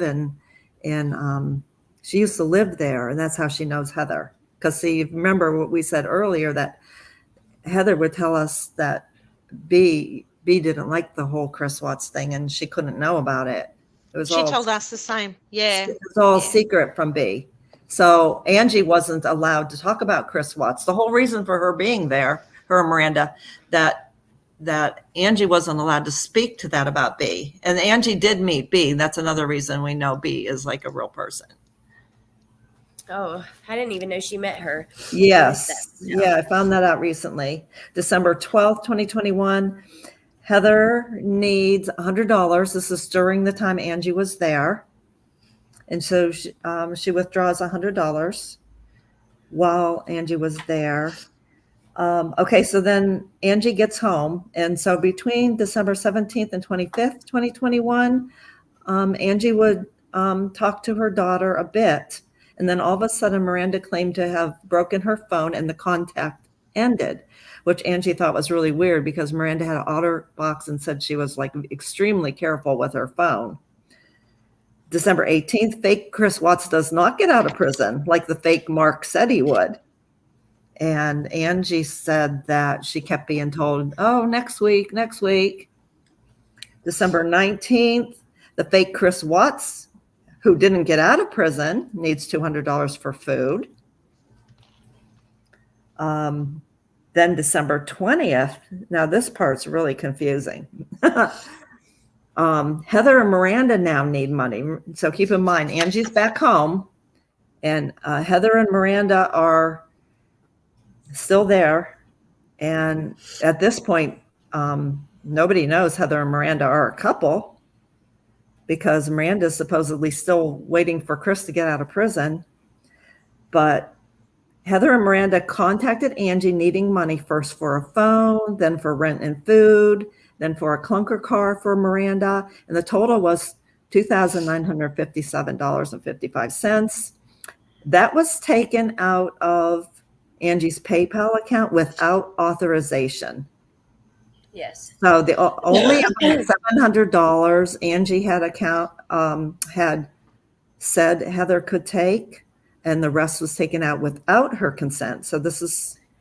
Now, I will say in the text, the numbers that I have are a little different, very similar though, like a similar ratio because of Canadian. It's hard, Canadian and USA money, but yeah, right. So and then there are there's more transactions too that we don't have record of, but we're only putting out the ones that we can back up for sure. Yes. Yeah. So there's that too. So they were supposed to get food and a phone, right? And a car. And then talked about a car. Yes, and rent. And they were going to wait on the phone and wait on the car. So it was going to be rent and groceries. And Angie was okay with that, like helping with rent and groceries. And then they took out like way more than what they were told. Right. They said, yeah. Right. And Heather has come forward and said that Angie did give her consent to take out all that money. But we have records of Angie repeatedly telling her that she had to talk to her husband about it first. Yes, we did. So then Angie did file a PayPal dispute. And at this time, let me see. Chris Watts got mad about it. Yeah, the fake Chris Watts got mad and texted Angie, tell her not to do that, not to dispute it. So she's still lying about this fake Chris Watts at this time. And now keep in mind that this is after Miranda had so-called escaped. Because remember they said that they had to lie to get her to escape? Well, this is after. She's still lying after the escape. Whatever. Then, so obviously some people were really mad about this PayPal dispute and the money being cut off. So out of the blue, Angie receives on December 26th, Angie receives videos from her daughter standing in front of the police department in Vegas saying, "I hate you. I can't believe you let what happened to me. You're disgusting, blah, blah, blah." And so this is when the SA allegations began. Yes. Yeah. After Angie was done giving money, this is not Miranda's there 5 months, no one tries to contact, and then she finds out she's with a woman and she's like, no. After Angie is done giving money and they take a lot of, way more than they're supposed to, that's when that starts. You're right. And December 26th, Angie still didn't know Heather and Miranda were a couple. She still didn't know that. She still figured her daughter was there waiting for Chris. So she didn't even know that yet. So it's impossible. It's totally impossible that it was, oh, this is so confusing.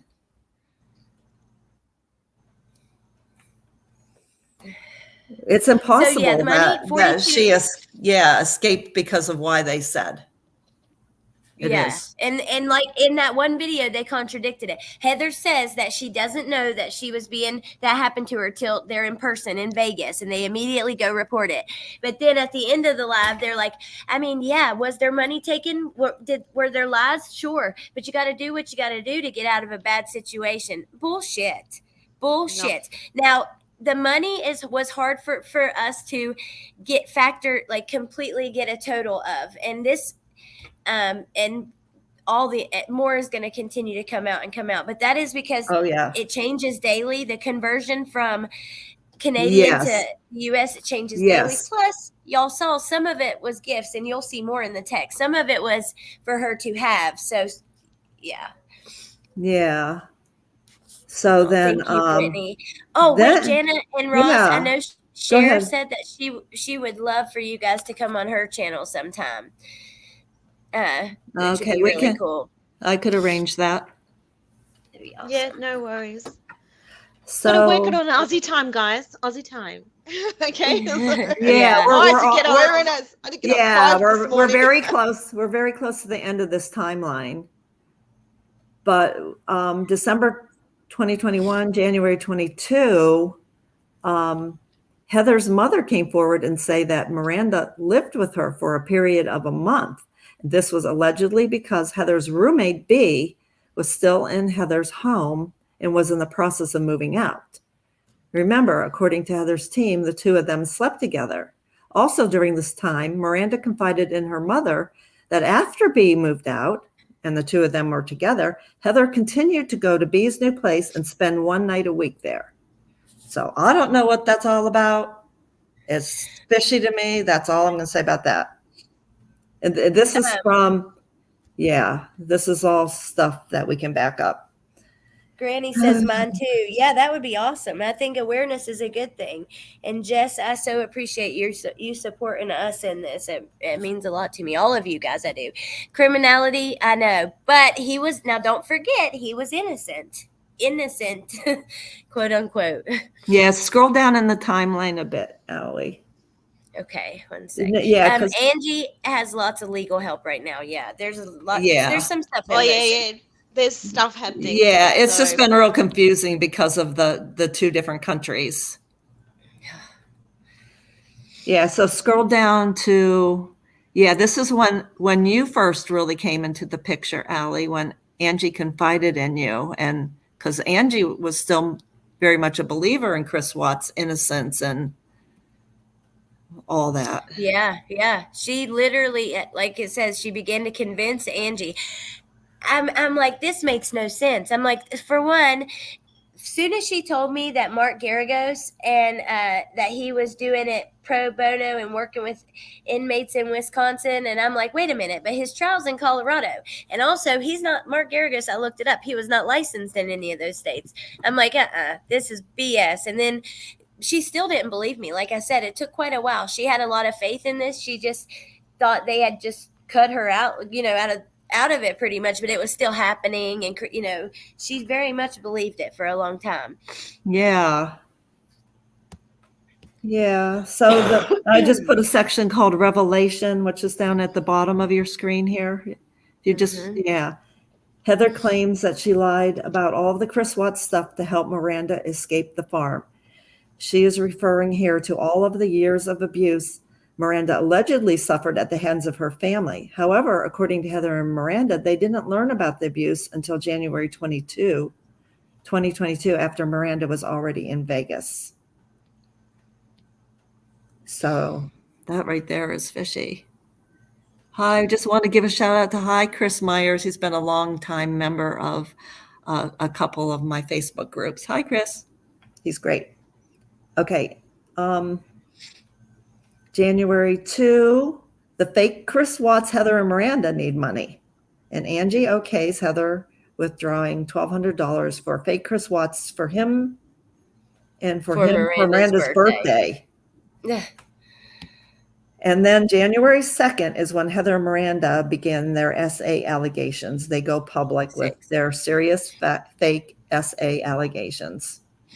February 22, 2022, Heather and Miranda get married. And Angie had no idea until it happened. Yeah, actually, Amanda is right. Amanda saw it on Facebook, and we also had just hired a private investigator. When Amanda told us, we were like, what? No way. And then the private investigator was like, yes, they are married. Here's their marriage license. And he's the one who said possibly, you got to think it could be for immigration purposes. It could be for many reasons. Because Angie's like, wait, but she has a fiance. Like, she has someone that another person she's marrying. That doesn't make sense. It was never about man, woman, any of that. That's just bullshit. That's just to keep people outraged and their heads spinning so they can't sit down and think straight. Yeah, Heather's kind of backtracking now because they came forward saying we're all homophobic. Well, she knows damn well I'm not homophobic because my wife sure as hell don't know that I'm homophobic. Angie, and I never knew Angie till maybe a month ago. I never even knew her, and she's turning into my good friend, and she likes me. I'm pretty sure. So and she knows I have a wife. So whatever. Yeah, and we love you, Jana. And apparently, I'm homophobic. Apparently. Yeah, it keeps changing. It keeps changing. I mean, the scandal I was in last year, but I'm homophobic. But now today, I'm not homophobic, but I allowed homophobic stuff on my platform, which I don't agree with that either. I strongly disagree with that. I just think it's ridiculous. Yeah, it's just an excuse to discredit Angie, in my opinion. It's all an excuse to discredit her, to hide the fact about these impersonations and fraud, because these kind of things that are going on do carry jail time if prosecuted, and it's a serious thing. And in my opinion, somebody is really scared of that and doing whatever has to be done to deflect from that. That's just my personal opinion. Exactly. And getting to know Angie. Oh, sorry, guys. And getting to know Angie. She's the most beautiful, caring, loving person I've ever met, and she's become a really good friend of mine. She's a sweetheart, and if she had any homophobic tendencies, she wouldn't have been a friend of mine. So I'm just going to put it out there. You can see text messages in the past where she absolutely loves her brother. I think it was her brother that was gay. Adored him. No issue at all. I'm annoyed at ridiculous questions for Allie. It's okay. I mean, Heather they said all of us are being paid. We're doing all this to get paid. No. That is the dumbest shit. Do you realize that I've been working on this like every single day for 9 months? And if they have any Not proof of paying. that, if they have any proof of us paying anybody off to create hate and to pay another creator to or Miranda, Oh my God. Show it. then Yeah. that's coming from fake text messages Text from messages, we yes. can only assume who. Yes, Period. and right. End And of I story, encourage because it's not anyone- happening. Exactly. And Janet, anyone who gets those fake text messages, ring it, please. Give it a call and see who you get. Mm-hmm. Because none of us have been Also, paid. Angie has sent my son in the mail. She said, today I woke up and it was the sweetest thing ever. I had a bouquet and a basket of snacks from Angie, Amanda, Jana, Roz, Woofy, Cher, and like sweet stuff like that. But no payments. Just, you know what I mean? Friends buying friends flowers on their birthday or sending your kids some ketchup chips because you don't have them in the U.S. If that's getting paid for 9 months of work, harassment, slander, and all that, I don't want to hear that shit. I'm sick of it too. But I can understand why people ask because of all the rumors that have been put out there. And the last thing I want to say is, yes, Nicole, that is true. Yes, she ripped it out of her. Heather had her. And we have proof of that too. I don't want to play that because it's a private phone call, but there is proof of it. There was one other thing I wanted to say. Yeah, I must have missed that. Yeah, I missed that. I put that in there someplace about that. Yeah, she must have read it. Oh, there it is, January 2022. Yeah, I missed that part. Oh, it was before the revelation. Okay. And so, yeah, she was convinced that it was a tracker. Also, Mark, the attorney, did background checks on Angie where Miranda learned, like there's a lot of weird stuff with that too. Yeah, you got to know where all the money went. You got to mostly remember that it was fake Mark, the attorney, who told Miranda that she was SA and abused. The fake one. The same fake one that Heather was taking money out for. Now, just put two and two together. Thank you, Jess. And thank you, That's Gypsy. all. Yep, absolutely. One other thing, people were like, wonder what she did with all the money. I don't know because they're still asking for money. When Angie was in Vegas meeting with an attorney that she hired and stuff, that's why she went. The attorney's like, what if we try to reconcile, ask them to agree to payments? Because Angie most of all wanted a relationship with Miranda. She didn't want to have to have her home. She just wanted to see and talk to her daughter, right? But while they're there, Angie, they asked for money the entire time. That's all on recordings too. And then the night that Angie goes with them, about an hour after she gets dropped off at her hotel, she has like a $500 PayPal taken out of her bank from a strange email that comes back to a background check for Heather. I'll tell you that. Mm-hmm. And PayPal has given her that money back though, but they're still getting money. Lots of it. And I don't know where it's going. I thought gambling. Yeah. Hell, I don't know.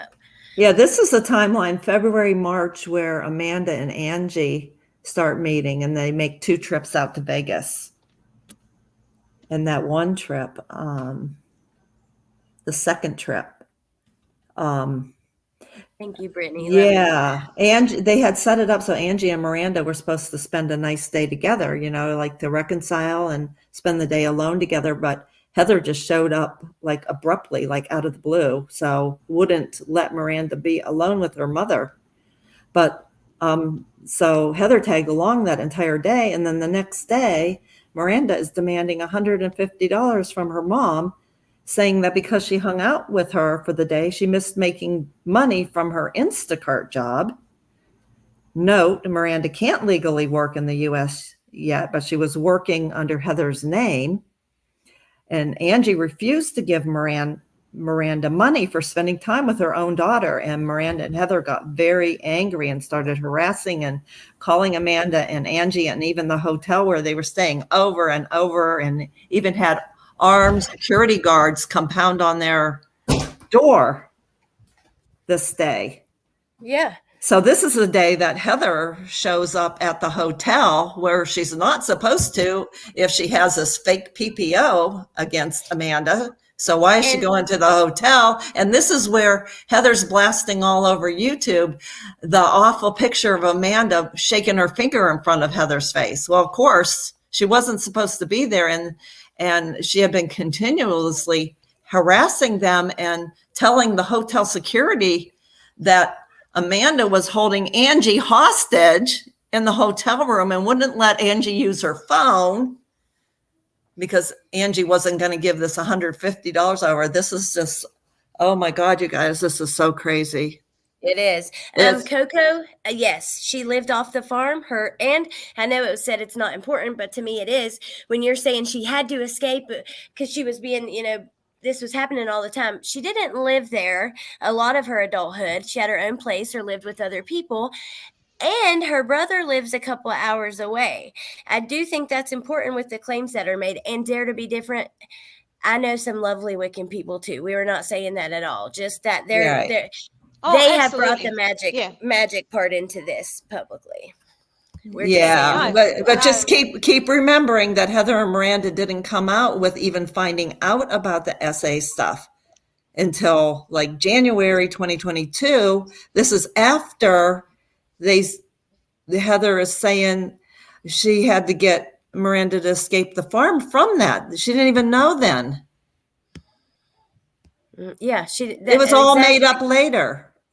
Didn't even realize she spilled it all in she did video. Her own self. But how do we know Miranda wasn't involved in the money scam to get her mom's money? I guess we don't really, but Heather, I don't know. Most of the money, even for Chris, came through Heather. Although I'll show you guys the messages from Chris too. We'll just scroll through a little bit of some of them and look at a couple things. Yeah, that's a good question. He does. Yeah, it is. Yeah, that's where you guys can make up your own mind. And we're going to come back later on with doing sort of a podcast to show like the text messages and stuff. And you guys can all just decide for yourself. I'm helping Angie pro bono. Yeah. Yes. We'll all happen here pro bono. Granny, my moderator. Because she's a friend of ours and we don't want this to happen to anyone else, guys. Angie's not paying me. Nobody's paying me. Yeah, I'm just doing this because this is wrong. It's just wrong. Oh, this is something that Angie was I want to address this. I think it's really important. So, and I know that Angie had wanted me to. So, Angie, the way that they are trying to twist the death of her child, Angie's daughter passed away in a horrible ATV accident with her boyfriend. Her and her boyfriend were trying to they were driving on the edge of the river so that the tires would spin water up and kind of clean the ATV. And the river, they didn't know that. I guess it dropped 30 feet and it dragged them both in. Angie's daughter was found 16 kilometers away, drowned and lost her life because of that. Now Heather came on her channel and said that Angie's daughter committed suicide because she was gay, wasn't accepted, and all of that. Then Kim and Crafton said the same thing on their channel. Well, I sent Kim and Crafton the article that shows and a couple pictures of her and her boyfriend. Her boyfriend, he tried to save her. He grabbed onto her jacket and stuff, and it was ripped because the current was too strong. He had survivor's guilt for years. To sit there and turn this and their story into some fake homophobic bullshit and then twist it on someone. She lost her baby. She lost her daughter. And you're using this. And Heather knows all about exactly how she passed because she shared a lot of details about that she shouldn't have, including photos and everything. So that was the most absolutely disgusting thing I have ever seen in my life. You are using the death of a woman's baby to torture her and attack her because she's telling on you for stealing her money. No, fuck that. This is done. The homophobic bullshit is done. I don't care how many creators or people spout that shit anymore or the harassment. I'm not harassing anybody. I don't want anything to do with any of them. I'm just helping Angie put the truth out, period. Yeah.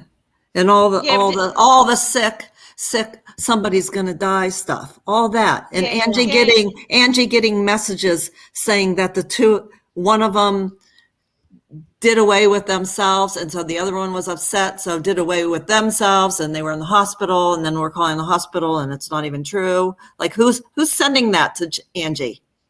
Oh yeah, we get more than Angie, one too. It's sickening. It is on so Mother's Day. disgusting.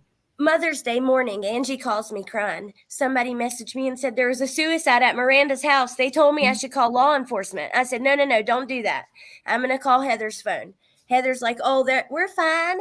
And then again, a few weeks ago, there's been 2 suicides at your daughter's house. They're in this hospital. I suggest you call. And I'm telling Angie it's not true. Then they say to Angie, oh, they're both gone. Angie's like, they're saying they're both gone. I'm like, Angie, this is not true. Just hold on. We're trying to help her figure it out. And I text the number and I say, who is this? And they say, they gave a name, I forget. And then I didn't write nothing back. And like 5 minutes later, they text back, sorry, I can't talk. 2 of my friends just committed suicide. That is sick. And then you try to get on here and turn it around as if we're doing that? Because I sent Miranda one text ever that said, your mom is receiving messages like that. I wanted Miranda to know because I think Heather's doing it and Miranda doesn't know. Can I say something else? Allegedly. Yes, of I course. see people asking like Angie really believed Chris was innocent, and that's a really good question. And yes, the answer is yes, she did. And I believe Heather quickly picked up on that and why she was able to use her as she did. And it just kept going. Thank you. In my opinion. And can we also mention that Heather is trying to paint everyone as psychos and crazies? I can guarantee you I ain't crazy because the line of work I do, I have to be quite switched on. But she's painting Angie because she's a Christian, and many Christians say they talk to God. Now, talking to God doesn't mean that you hear voices in your head. It means intuition, kind of feeling that you get, right? So can we also clear that up as well? Because I think it's really a clever way of deflection that she's using, right? Yeah, it is. I think that it's pretty dirty to do that because a lot of people have a close relationship with whatever religion they choose to believe in, and turning and twisting that to making it seem like she's crazy because of her religion. No. And yeah, she's a Christian. And but I'll tell you what, when I was reading through the messages with Angie and Heather, Angie talks about her brother, her nephew being gay, how she doesn't care. She loves them and accepts them for who they are. Right. She talks about her dad had a problem with it. So it's just so wrong to twist her. She is one of the most kind, gentle, loving people in this world. Yes, she's a Christian and she's an older generation. So they may, certain things, you know how it is, you guys. But she's trying to be loving and accepting of everyone and not judge anybody. And this is fucked up. You're using the death of her baby against her. I can't. Did you hear that they said that she married a woman? They said it today? Yes. Heather and they said she married a woman. And that she went to pray the gay away. Which is nothing wrong with that, but it's we're just stating that's actually a lie because her boyfriend was with her when she died and he tried to save her. And she's never been to pray the gay away camps. I'm not even sure Miranda truly knows what that is. When you watch her, it's almost as if she's parroting what she's heard.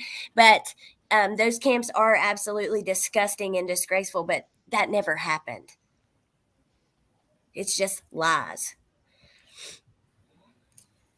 No, her other daughter, her other one. Differences. Yeah. So I hope we were able to clear up a lot of things for Brittany. People. Me too. Now let me get my notebook so I can show you guys some text. Let me see. They are yelling about being offended about homophobia. I'm offended they're using this woman's religion to say she's crazy. Thank you. Yes. Yes.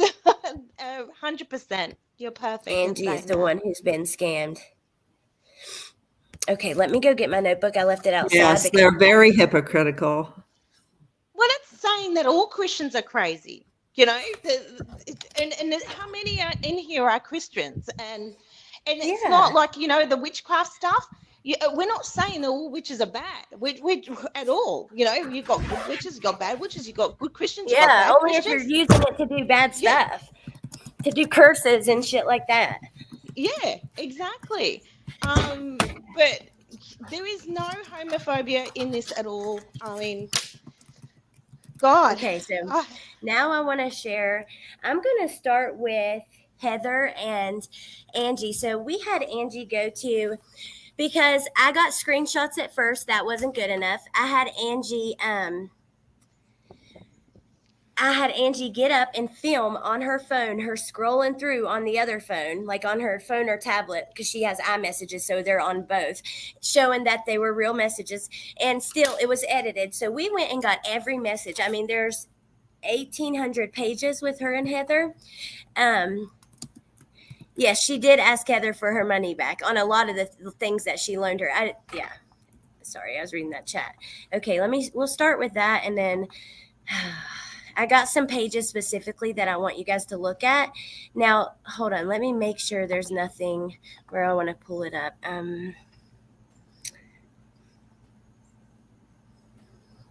Okay, I just left it on this page at first because this is like where I pulled up in the middle and she's talking about Chris. But we're going to go back to the beginning too and look at some different things. I said this is going to be long, you guys. I'm sorry, but there's so much. And in order to know it all, it's just, yeah. Okay. So, Chris, hi, Angie. Chris needs your prayers. He's down. Oh no, what's happening? He just found out bad news. His dad has cancer. They don't know what stage yet, but he's devastated. He has to see a cancer specialist. Oh no. And the R family put garnishment on him, so now, even though he has to work, he will only bring home 1% of his paycheck. Give me the phone number. How can that be? They won a court settlement. They will receive 99% of his paycheck. So because inmates don't have worker rights here in the States, there's no limits on garnishment for restitution. So basically, trying to get to more money, right? That's what it's all about with her, Chris, all of them. Every time they talk to Angie, they need money. And that just makes me sick too, because when they were trying to reconcile, there was no way they could, because they only want to talk about money, what they need, blah blah blah. So let me take this off the screen for just a sec to make sure I don't show anything that I can get struck for or something. I'm going to go all the way back to talk about Cher. I know Cher is in 11, 17. Hold on, you guys. I'm sorry. There is so much. Like I said, there's 1,300 pages right here.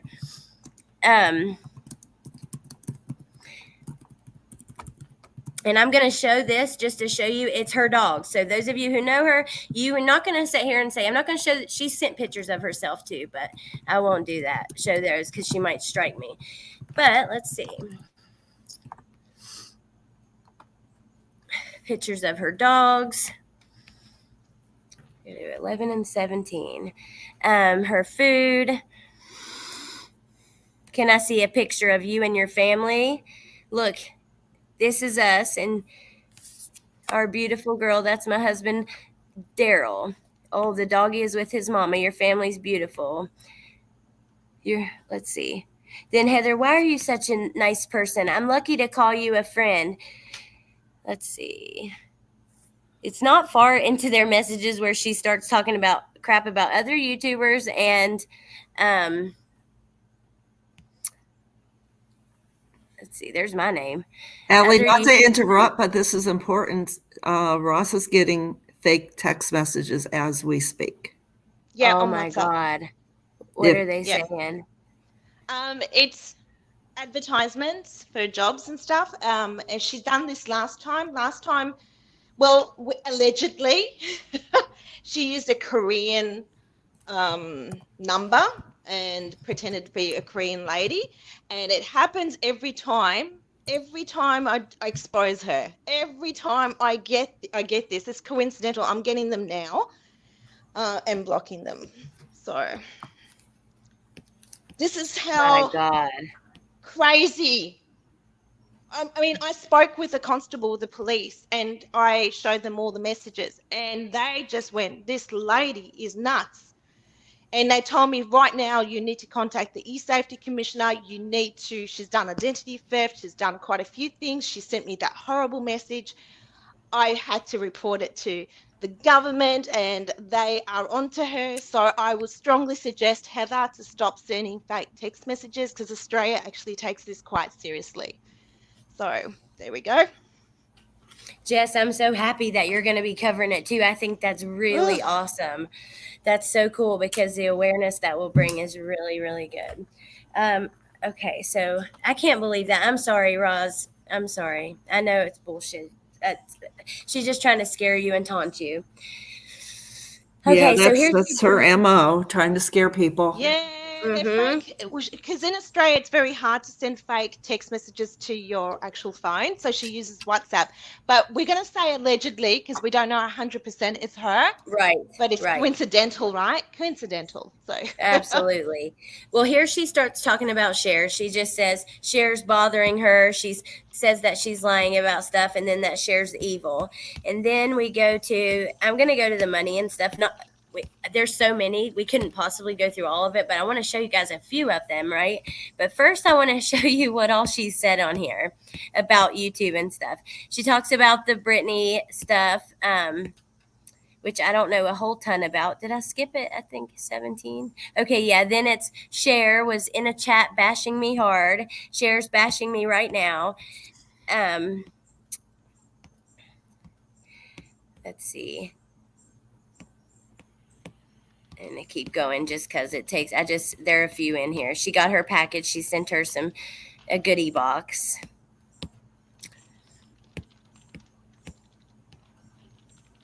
You and Larry did an awesome job. Okay. She told her, and you guys, Heather told Angie, oh, here she shares a photo of Miranda, but Heather, I'm not going to keep it on there just because I don't want her. Yeah. But she told Angie that not to give me super chats, basically, because Cheryl and Cato got half of them. Because Angie's like, I love Allie. She's great. And she's like, yeah, but Cheryl and Cato gets half of those.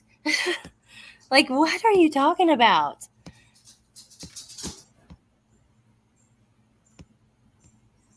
Okay, you guys. Then she asked Angie to email Britney for her and gives her email. And then she writes her back and says, I'm not lying for her. She's catfishing everyone. Damn, you was right, Britney. I don't even know you, but you were right. I know that whole Britney thing was crazy, and I believed Heather at the time. Okay, look here. You have poor people who are easy to sell out for money, or egotistical people desperate to sell out by attention. Britney, money. Crafton, money. Red Kim, money. CK, attention, which money. Lana, attention, she's already fell off. This is just attention, do-good type feeling manipulation for her.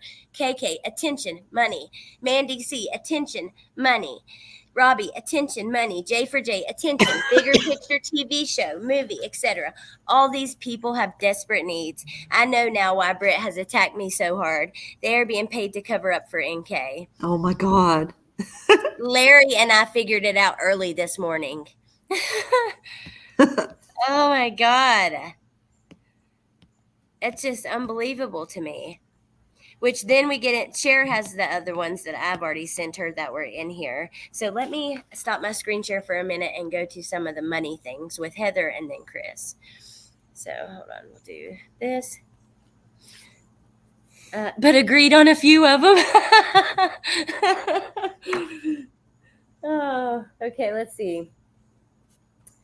We have Chris asked for money on 628, 633, 644. So I'll pull those up right now. It's just so many, like 600 pages, you guys. Think about the time it takes to go through and look at all of this. And, Can you see that? Talk about the cam slip? Somebody's asking. Yeah. The cam slip? Yeah. While I'm finding these, y'all talk about it. Okay, this is for grannies watching. Are you meaning way back in the beginning when Heather appeared on AD's show, that cam slip? Probably. Because that was way in the beginning where she was incognito on AD's, and her camera accidentally went on briefly, and she got hugely harassed for that, and that's set off all the people not believing because of her appearance. And what was I going to say? Oh yeah, Jess, if you want any, like, message me if you need any information or anything or pictures or anything. I remember that cam slip. I didn't actually see it, but I saw everyone like afterwards talking about it. But don't you remember AD said that this girl looked like Shanann? Yeah, see, I don't remember Yes. that. And Yes. Granny's watching is saying she said she was a beautiful slim brunette. I missed that. Yes, So she I looked, didn't know she had lied about her appearance because she has a very masculine appearance, and she got a lot of flack way back then. Natasha called her Danny DeVito. Yeah, and I'm not about other putting stuff, yeah. anybody's looks down. And I No. think maybe in the beginning that was one thing that drew me to believing to her. her? You know, it's like, Right. you know, I don't like it when people are being mean and put down somebody else because of their looks, their criminal history, their Exactly. drug history. I don't like that. It makes me really mad. Well, it's And- putting people down for things they can't help, right? It's putting people right. down. You can't help how you look. Exactly. Now, don't get me wrong. I felt I've bad seen- for her. I've seen people Same. like do it in retaliation to someone doing it to them and stuff. And I don't know. I don't like to do it either. And I don't like to judge on looks, Yeah. talk about people's looks, but also like I don't want to be. You know, I could give you my thoughts I don't know how to say it. I could give you my thoughts on her appearance, but I'm not because I'm just not that way. Yeah, And that's who not cares? what this It is doesn't matter. about. She's Yeah. so nasty on the inside. It don't matter what she looks like. Exactly. Yeah, Here she exactly. And is. I don't like that. I've never judged a person No. about their looks, and I will never do that. And she can do it to me, but I'll never do that to her or anyone else that I don't particularly Yeah. like. I'm just not that type of person. I know. I don't know. I do think the Danny DeVito comment is kind of funny, not because like it's bad or good, but just because it is kind of similar in a way. Like when I think in my head, but then I don't even remember exactly what he looks like. So, but okay. So here she is saying, Chris said you can send me all the money meant for him to me, which also she's dragged me all over hell and back. So I really don't care at this point. I'm not going to bash her for her looks, but I don't feel sorry for her right now. But anyways, Chris said, can you send me all the money meant for him to me during this rough time? He's praying for me leading a prayer session today, and he's already got 5 pages typed for the book. Chris will only get $100 a month from me. I hope he's okay with that. You're so good to us. And then disgusting. I don't know what that was. The thing. Oh, I did all those applications. I love all my kids. See, we love you. Look at this. The manipulation. Here's more about Cher. I mean, obsessed with Cher. You think I'm going to see my friend and your messages this many times talking about her record, her everything, her full name, where she lives, and I'm not going to tell her? I'm wrong for that? That just pissed me off. Yeah, it was whenever Cher would speak out. And just like when I left Heather's team, when I spoke out, and then she did the same crap to me. Okay, let me see. It's ridiculous. It's to try to like make your word not be worth anything, right? Yeah, it's try to humiliate you, try to shame you, try to scare you off. But it's not going to work anymore. 6:33. Here we go. They're talking about PayPal is trying to hold the money you sent me. They need to confirm that you received the items. Can you call me, please? I'll merge call with PayPal. Hold on. Then we have 6:44. Just like different times talking about money. There's a lot. And there's a few videos I'll share after that have shown they've done a really good job showing some of this.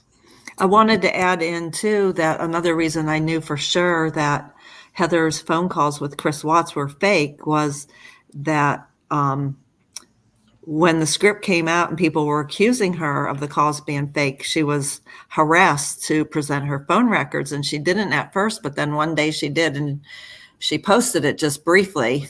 I think it was even less than an hour, but I grabbed it and I compared it to my own personal phone records because I had a lot of personal calls with Heather, and those times in my records did not match what she had in her records, nor did they match the times that she was telling us, her team, that he was calling her. None of it matched. her phone record she posted was falsified.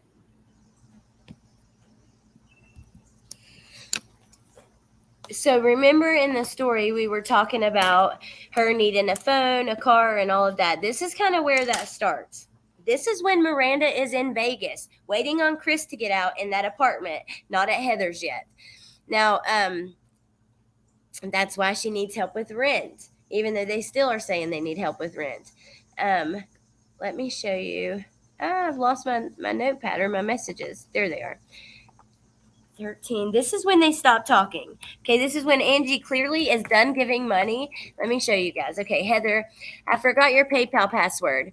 Oh, which it's done different now, but still. Can you please? It was for Miranda's phone. Hold on. Her rent and food is more important. Yes, she needs a phone, but her rent and food is more important. How's she going to talk to Chris and Mark? We're able to get her a job, someone willing to hire her, but she needs a car. Ask about her truck. Can she call her father? Okay. Her dad wants to talk to her. Can she call her, please? What's his number? We'll call now. We will call now. Are you texting me while Maria's on the phone? She's in the car. I'm outside for privacy. So, yeah, how are you texting me while Miranda's on the phone? She's in the car. I'm outside for privacy. She's talking on the Bluetooth. Then talks about her finding a job. And then Heather says now she has no way to get to her job. We're worried. The only thing I can think is get her a truck, or she needs to buy a truck, get her truck, or she needs to buy one, or a car, I mean. Heather, we're running out of money. Yeah, I understand. I was able to get her the job. Angie, I just sent her $600 yesterday. Heather, but I can't take her every day. And then, yes, I know. So we're worried. It's a good job opportunity. I know she likes her place, but if Chris doesn't get out for a while, what do we do? And what's what I think. Then she can pay for her own groceries and rent. Yes, she can move in with you guys for a while. I don't know. Help her get a car. Let's see. And then she says a car that she wants to help her get. But now she's saying we can go pick up the car. She's asking for $1,600 for that car because the boss wants her to get started ASAP. And Angie says, well, I need to talk to the boss. Because Angie's starting to feel like, wait, y'all are asking me for hundreds of dollars every day. 600 yesterday. Just wait, because it gets worse. And how is she still talking about Chris Watts being with Miranda, and then a month later she marries her? I know. That's weird. Let me see. My computer's about to die. I'm trying to make it to my board. Yes, Okay, about the got it. cars. She did tell us, her team, that she had 3 cars, and she would even show us on video. Yep. So Miranda, I sent you $600 yesterday, and then I'm putting that away for savings in case of an emergency, Mom. And then, now you want money for food? What'd you do for the $600? We're running out. You need a car. You can't expect Heather to drive you. I can use that towards the car. And then, let's see, handling that tonight. I just need a vehicle. Do you want me to sell your truck? No. Please tell me what you need. Car, rent, food, what else? Car, rent, go to the food bank. LOL King. Just paid 1 month. If I can get a car, I can pay my own rent. I will send you a cow. You need all your gear. For work? Yes. You really need a phone. Just get some cheap one. Who cares if it's not Apple? I will do the math, Heather. How much were you able to pull out? I can't log in, so I don't know. So after she says bye to Miranda here. Miranda says Heather has a phone call. Bye. And then I'll do the math, Heather. How much Heather's getting the money on her own at this point.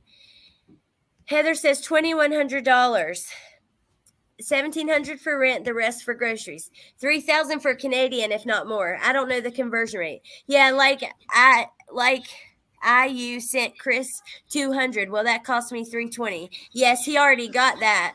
So they're talking about more money for Chris there. She has a job lined up. Look, Daryl's pissed. Why? Running out of money, Heather. They're giving hundreds and hundreds of dollars daily, from Chris to Angie to Heather to or not Angie, Miranda to Heather. Let's see. She can afford to. We're not rich. Look here, these millionaires that are paying everyone. Heather, I hope you understand. Yeah, we are not rich. I don't think you're rich. And Miranda knows that. She doesn't say you're rich. I know. Go get her a car. I will catch a shot or get a divorce, one or the other. She needs a car. I know you can't drive her. You're busy. As soon as my bank allows me, I'll see. So, let's see. Your father is freaking out. My bank is still down, so buy the car with the rent money. Her rent has been paid. Did they cut her a deal? Yeah, she got a discount. Heather, I don't have access to the bank. It's so strange. My MasterCard is at the limit. Heather's like, what about the American card? No. And then, okay. And then she says, she needs a phone. How the heck is Chris handling not talking to her? Oh, yeah, he's not happy. But you know, she was with me and I explained she's good. Sorry. It's unbelievable. So you gave 700. They want more. They want 800 more because the phone is 1,400. And she's like, I wish I could ship one to her. That's too expensive. Let's see. Heather, I am not allowed to make decisions without Daryl's approval. He said he will not send her truck to her because it's winter here in Canada. The roads are pure ice along the Rocky Mountain Pass, and that's where a person has to drive to get to Vegas. Is it worth the $5,000 that it costs for this company to take her truck to her? No, it's not. I'm working on Daryl so she has a car. He wants to talk to Mark, so maybe have Mark call Daryl, and that will make him feel better. Why would he want to talk to Mark? About her car? No, nothing to do with her car. Well, Mark won't talk to him. He's only interested in Chris's case. Sorry. I can't help it. This case just amazes me more and more every minute. I know. Look here. And there's the whole NDA thing, because she had Angie sign an NDA. She wanted Angie to be scared to speak out, period. Then he as a father needs to speak to Mark because Daryl thinks this is one big lie. One big lie? Wow. Oh, wow. Really, Heather? That they don't believe that you, Chris, Mark, and all this shit? Come on, man. Ugh. Daryl thinks this is a lie, not me saying it. Asked Miranda what Daryl thought of her leaving. He wasn't happy. Now I'm the bad person for getting her there to be with the man she loves. Maybe he just needs to let his adult daughter be an adult. She's fine, happy, healthy, and got a job. I know that, but he doesn't see it like us. Why is that an issue? It's just how he is. Ask Miranda, please. Well, I'm not going to be involved in destroying her happiness. She's in love. She's happy. She's doing very well. She's in love, Heather? I think it's Miranda's decision and hers alone, don't you? Ooh, you nasty, nasty. Hey guys, can I just interrupt? I gotta go. Yeah, of course. I'm sorry. I have to go to work. I want to say thank you for having me up on panel and love you guys and arrivederci. Okay. Thanks, Okay, Roz. thank you. I'll talk to you later, Roz. Talk to you later. Thank you so much, Roz.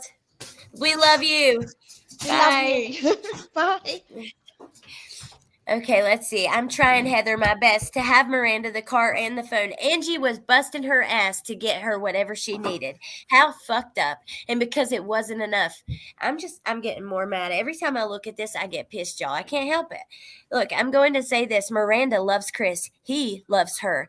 Both are happy, healthy, and in good spirits. No lies going on. Wow, Heather. Huh. Look at that right there. That's and what was the date with all this going on? This was like December 20th. It started like this when I first went to this 1300, whatever it was, December 20th. So around then. Gotcha. So then look, when she stops giving money, they block her. So that's why it comes through as a text and not an iMessage. Then she's unblocked. And then they start fighting. Heather starts throwing all this different stuff that Angie was mean to her when she was there. Blah, blah, blah, blah, blah. Because Angie stopped giving money. But we're all made to believe that all this was because they were together in a relationship. And Angie's having to ask for permission to speak to her own daughter. Yeah, it's disgusting. It Now, is. now this is going to blow your mind. This is with Chris. Oh, God almighty. Some of these are sick. And I'm going to share a channel with you guys, like I said, that's done a really great job at putting out a lot of the facts, too. And like I said, anybody who's planning on covering it and needs information or something, just let me know. Let's see. Here we go. Chris Watts messages the PDF. Hi, is this Angie Erickson? This is Chris. My lawyer, Mark, was able to get me a way to message using my tablet. This is Chris Watts. Please write me back. Hi, Toots. How are ya? Hi, Angie. I can't call, but I can message. I hope that's okay. I'm so happy we now have a way to talk to each other. I hope we can keep everything between us private. I'm so happy for you, Chris. God has showed me many things throughout the past year. So exciting. Then he shares a Bible verse. I have so many questions. Listen to the manipulation on the first page. Sarah is Angie's daughter who was killed in the crash. Listen to this. I have so many questions for you. I also want you to know Sarah came to me last night. She held my hand and told me you would be adopting me as your child. Sarah takes great care of my girls. Oh, Chris, that makes me so happy she's with the girls. I see them. They're so beautiful. They're with Sarah the second they went to heaven. Heather asked me for items that you can help me get. I don't require much. I wear a shoe size 8. I have asked the Lord for the ability to have some simple pleasures in life. Oh, my God. This is like, look at this. Now, I want to know, what size shoe does Chris Watts wear? What size does Heather wear? I can't see Chris. I don't know. Oh, that's a great question. I want to know now too. I wonder how we can find out. I wonder why he can call Heather, but he can't call Angie. He just has to text her. I don't know. That's a good point. Then we have Nike Jordan 13 retro low, glow in the dark color, size 8. If y'all seen her, I cannot. In prison, oh my God. Sweatpants and t-shirts, socks, and boxer briefs. I'm on it, Toots. I must tell you, Nikki changed me. She made me act sinfully. I have some questions about life and what happened. I know Heather is a new Christian. Maybe you can help me. Let me tell you something. Chris told Angie that Heather was one of the smartest people he's ever met in his life. Chris told Angie that. Promise you. And then, look, he starts asking weird questions about sex. Don't forget the 4 sins of the Bible. Let's pray for it. I had a lot of compassion for you. There's one time up here that he says something else about sex. It's disgusting. And Angie says, Chris, like, you're making me uncomfortable or something like that. I don't know. I can't talk about this with you, but we'll get there. I don't know. I think it's in one of those videos, though, actually. Mark says I can get out soon. Will you go with me to visit their grave? I never killed anyone. I would never hurt my babies. I miss them every day. I'll be living with Heather and Bea. I'll be with you through everything. I know. God showed me. You're going to attend Billy Crone's church. I'm so happy for you. Heather goes to his church. God showed me everything. True story. Angie's very religious. Okay, that's not a secret, but this is sick to use religion to manipulate her. Look here. Thank you. I'm so hungry. I wish I could eat. Oh, you need more money for canteen? I'll get Heather to send you 100 for you, okay? No, it doesn't bother me. You call her Toots. She's my sister. Huh? Was that from up there? Oh, yeah. I call her Toots. That bother you. Or spiritual hunger or hungry for food. What do you do for fun? Thank you for helping me. Yeah, I need some food. Sadly, I'm hungry for food. I mean, that's sick. I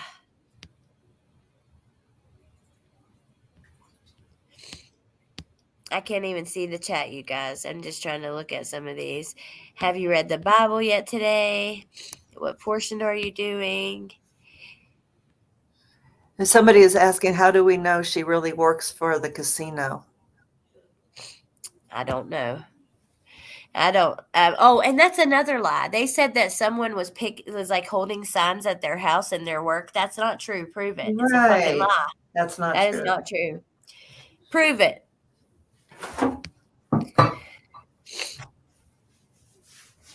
I'm going to be taking wood shop. Can I make you something? It's just so weird. It's so weird. Here, let's skip through and just see, because once we get to like the end is where the money is. Look, he's laughing. Is Miranda there? I will call her. Chris, it's so wonderful. Miranda's here. We're here. Daryl's texting back. What's she thinking? Daryl's slower than me at texting. Just letting you know. Really, he liked my message. Miranda is the slowest. Yes. You're golden, Toots. You still love Mom. Yes, I love you, Mama. Even though you let me talk to someone else for 30 minutes. Haha, so funny. Yeah, because Heather didn't want to get caught up in her thing. She's like, whoa, someone else had Angie's phone? You know what I mean? Yeah, he's so kind to me and open to the marriage of me and Miranda. What are you doing? I think Miranda fell asleep.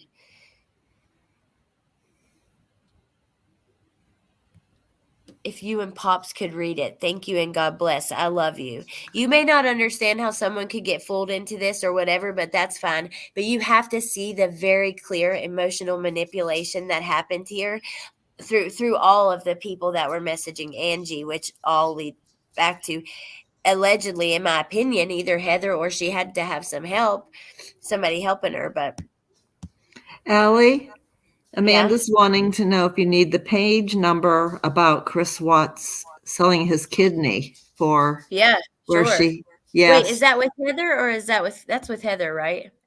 Any page number she wants to give me. And she gave him $200. Yeah. He was going to sell his kidney to be able to afford the phone plan. Yeah, and I think the way I understood it was the money was so he didn't have to sell his kidney to get money. Right. Yes. Miranda healed me. Can you do me a favor and give her a hug? I told her she can share my friends, and that's you and Heather, and together we will grow and get more people too. Oh my God. I just can't.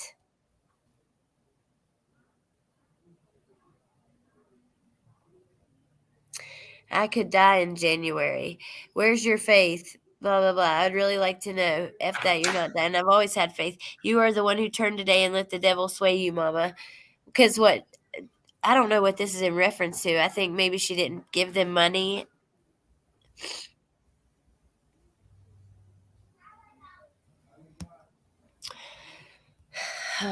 Okay.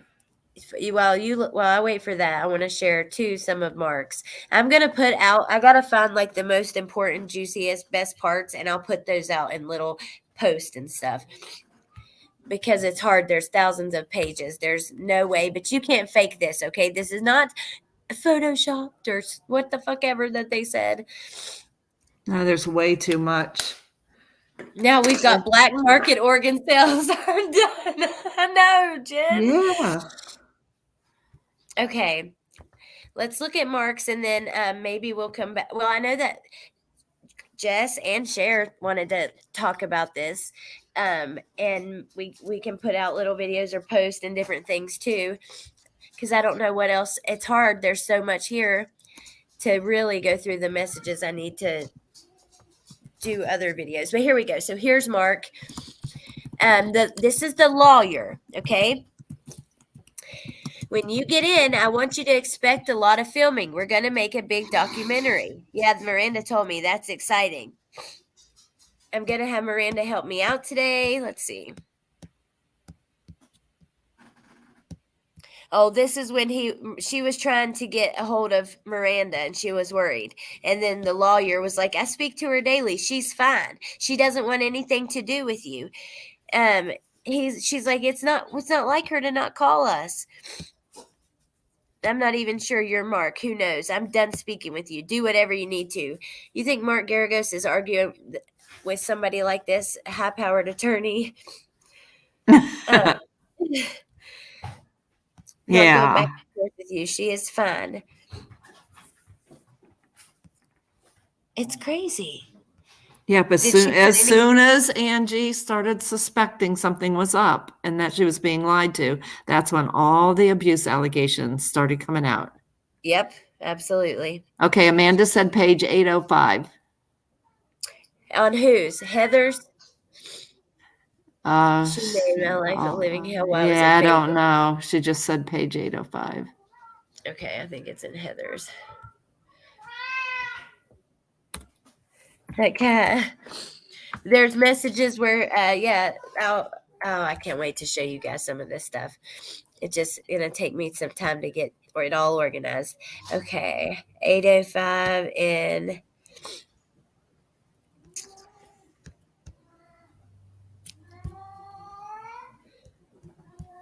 Okay.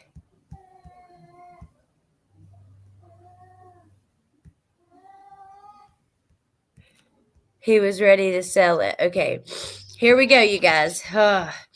This is some more of the edited messages I had showed before, but this one's crazy.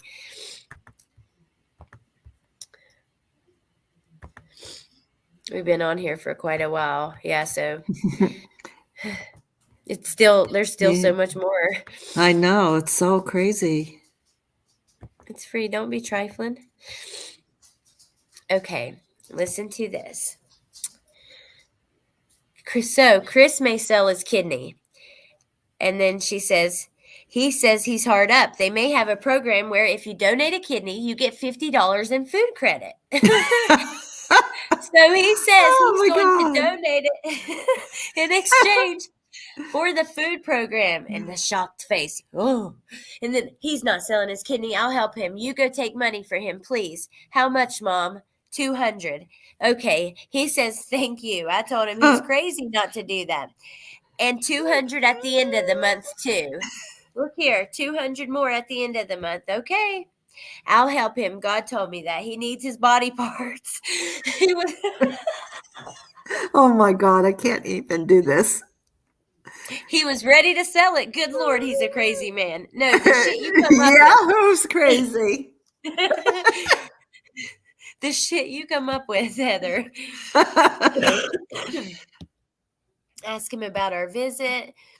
She was trying to visit, and then let's see.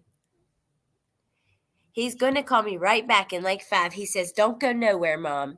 He said he's so excited to see you. You feel great because he prayed over you. He and I did it together, actually. Oh, my God. So, anyways, there's a whole lot more. I think that, what do you think that we pause here and we can go through and put out any more of the messages and those kind of things at a later date? Yes. Because there's a lot more to this, you guys. There's like way more messages about money, way more messages about. But you guys have the gist of the timeline now and like what happened, and then we can come back later and show all our proof. And no, it's not Photoshop. There's way too much. Oh my God. Thank you, Jess. Scum bucket, lowdown, scamming, manipulating trash. Yes, I know it's disgusting, and I hope nobody else has went through this. If somebody, if there's someone out there in the community, save the kidneys. Please reach out. I know there are others. They're just too scared to come forward. I know that. Me too. They're scared, and it's embarrassing. But you've got all of us behind you. Yeah, because she likes to use essay in that whole and kind of topic, that the gay issue and stuff that is something people are afraid. Yes, to fight. It's hard. As soon as that happened, it flipped everything upside down. I mean, I hadn't even thought about that.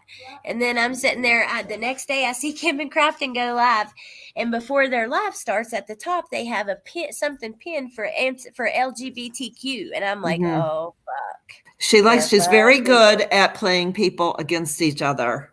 Because that's what she did to me. She was contacting me and telling me one thing, and she was contacting my wife and telling her something else, manipulating both of us separately to cause havoc. It's really disgusting. It is. It's super disgusting. Hell on wheels, a jacket stat. I've been quiet till now. This is ridiculous. $50 food credit in exchange for a whole ass kidney. Someone's getting got. It was awful. Oh, this isn't her first job, Teresa. I told you guys, I don't know, it wasn't on my channel, but I had spoken to, I think I said it on Jess's. like I said, I've not been saying anything publicly, but I've been trying to help Angie. A lot of us have behind the scenes and keeping it off of here, just trying to get progress, getting the case being in a courtroom one day, right? And it's hard because they want to fuss over whose jurisdiction and this and that and how you would report it, how they don't agree on like how you do things. So it's been difficult. But there's this Canadian police officer that I talked to, and he's really nice, but he that is what he said. He's like, I would not be surprised if that wasn't even her name. Yeah. And I thought, damn, I had not thought about that, but yeah. I have a lot of theories, but I just want to put out the truth. same here. Absolutely. Yeah. Someone upload the cam slip. I don't have that. Great sleuthing skills. Let's see. And defending, this is the hill that some are willing to die on. That is what they said to me. That's what they literally said to me. This the hill you want to die on? What? Not allowing people to lie on me and on people I know that don't deserve it, and calling out someone who used an entire community in the YouTube platform to make a shit ton of money. Yeah. I mean, I do. I think that it's worth standing up about and talking about. I do. I'm sorry. Is this the hill you want to die on? Oh, no. This is just one of the first little hills. I've got many more mountains to come. But if it means like exposing, it's kind of like investigative journalism, right? You're kind of like, I don't know. I'm just, yeah. She's even accused Angie of putting a hit on her. Yeah. Like, what the heck? I know. Or, I mean, the one that took the cake was, and they said it today, I played it for y'all, that it was recorded and had been played. That is her exact words. It was recorded and played that Angie was hiring and David or anyone. I don't know if they said his name, but they have said it in other times. But in this one, they just said she was hiring a man to attack her daughter to make her straight again. That is the most ridiculous, disgusting thing I've ever heard. The fact that your brain can even make that up about your own baby, it makes no sense. Yeah, she was hiring David Carter too, remember? Yeah, that's what I was saying. She got to hire a couple different people. Just to clarify, was that the homophobic, abusive mother they were asking relentless amounts of money from? Yes. Yes. And there is another channel that's been like putting out some stuff about it. I don't know if I can drop it in chat, or I'll share it with you guys on a community post, and you'll have to go watch some of that because they've got some of these messages. And I don't want to question her trauma. She believes it happened. I think it's sad. I don't know. I don't even want to talk about that. I think that if it's true, then that's awful. And if it's not true, it's awful. Right. And it's not our business. And I have like, are there things that make you wonder? Of course, there's weird things, right? Like, but I just don't think now's the time. We'll just let that be worked out with the law. But thank you, Jana, for coming up, and Roz too. Thank you. It's been, oh my God, so much to go through. Thank you for spending your time doing that. Thank you, Allie. Thank you so much. Oh my gosh, Bieber, yes. Thank you. And we're not done. Like Jess wants to speak out about it and ask if you guys would come on, share. We can come back here. Just the podcast, like we talked about with we're not done. Something's got to give here. We've even talked about reaching out to like New York Times or somewhere where they would get both sides, but maybe it would get some traction, or Dr. Phil, somewhere where the legal system will pay attention and take it seriously enough, because it's, like I said, it's just so hard. You ask Vegas, they say, you have to, it's Canada's jurisdiction. Canada says, no, it happened in Vegas. Vegas says, well, you still have to do it in Canada. And then they have to report it to us in this certain way. And then it's a lot. But yeah, the truth always comes out. Is Heather's mom real? Yeah, I think so. I don't know. What are they getting out of defending this? This is unreal and hard to explain. How do you defend this? I don't understand. I'm slash drag my blood. All right. I'm going to let you guys go. Yeah, it's mentally exhausting. Thank you, truth teller. Exactly. Yes, it is. I'm like, and plus I'm sick. I woke up sick this morning. I'm just Yeah, you tired. sound stuffy. Yeah. Has the cart slip, I think. I don't know exactly what you're talking about, but my brain's all over the place. Anyways, thank you guys for listening to this mess. Thank you, Jana. Thank you, Appreciate Ellie. I'm going to head out of here. One last thing. What an excellent job you did on that timeline. That was so detailed. And thank you. And I appreciate that Thank so you much. for helping with it because, I only know my story.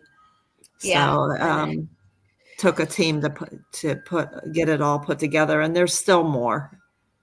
There's still more. Definitely. Yep, there definitely is. Okay. Thank you. Have a great night, Jana. And you guys in chat, have a great night. Thank you, everybody in chat. Thank you, Jess. No threats of self-harm will stop me. All right. I love you guys. Hope you have a great night. There it is. Thank you, Cher.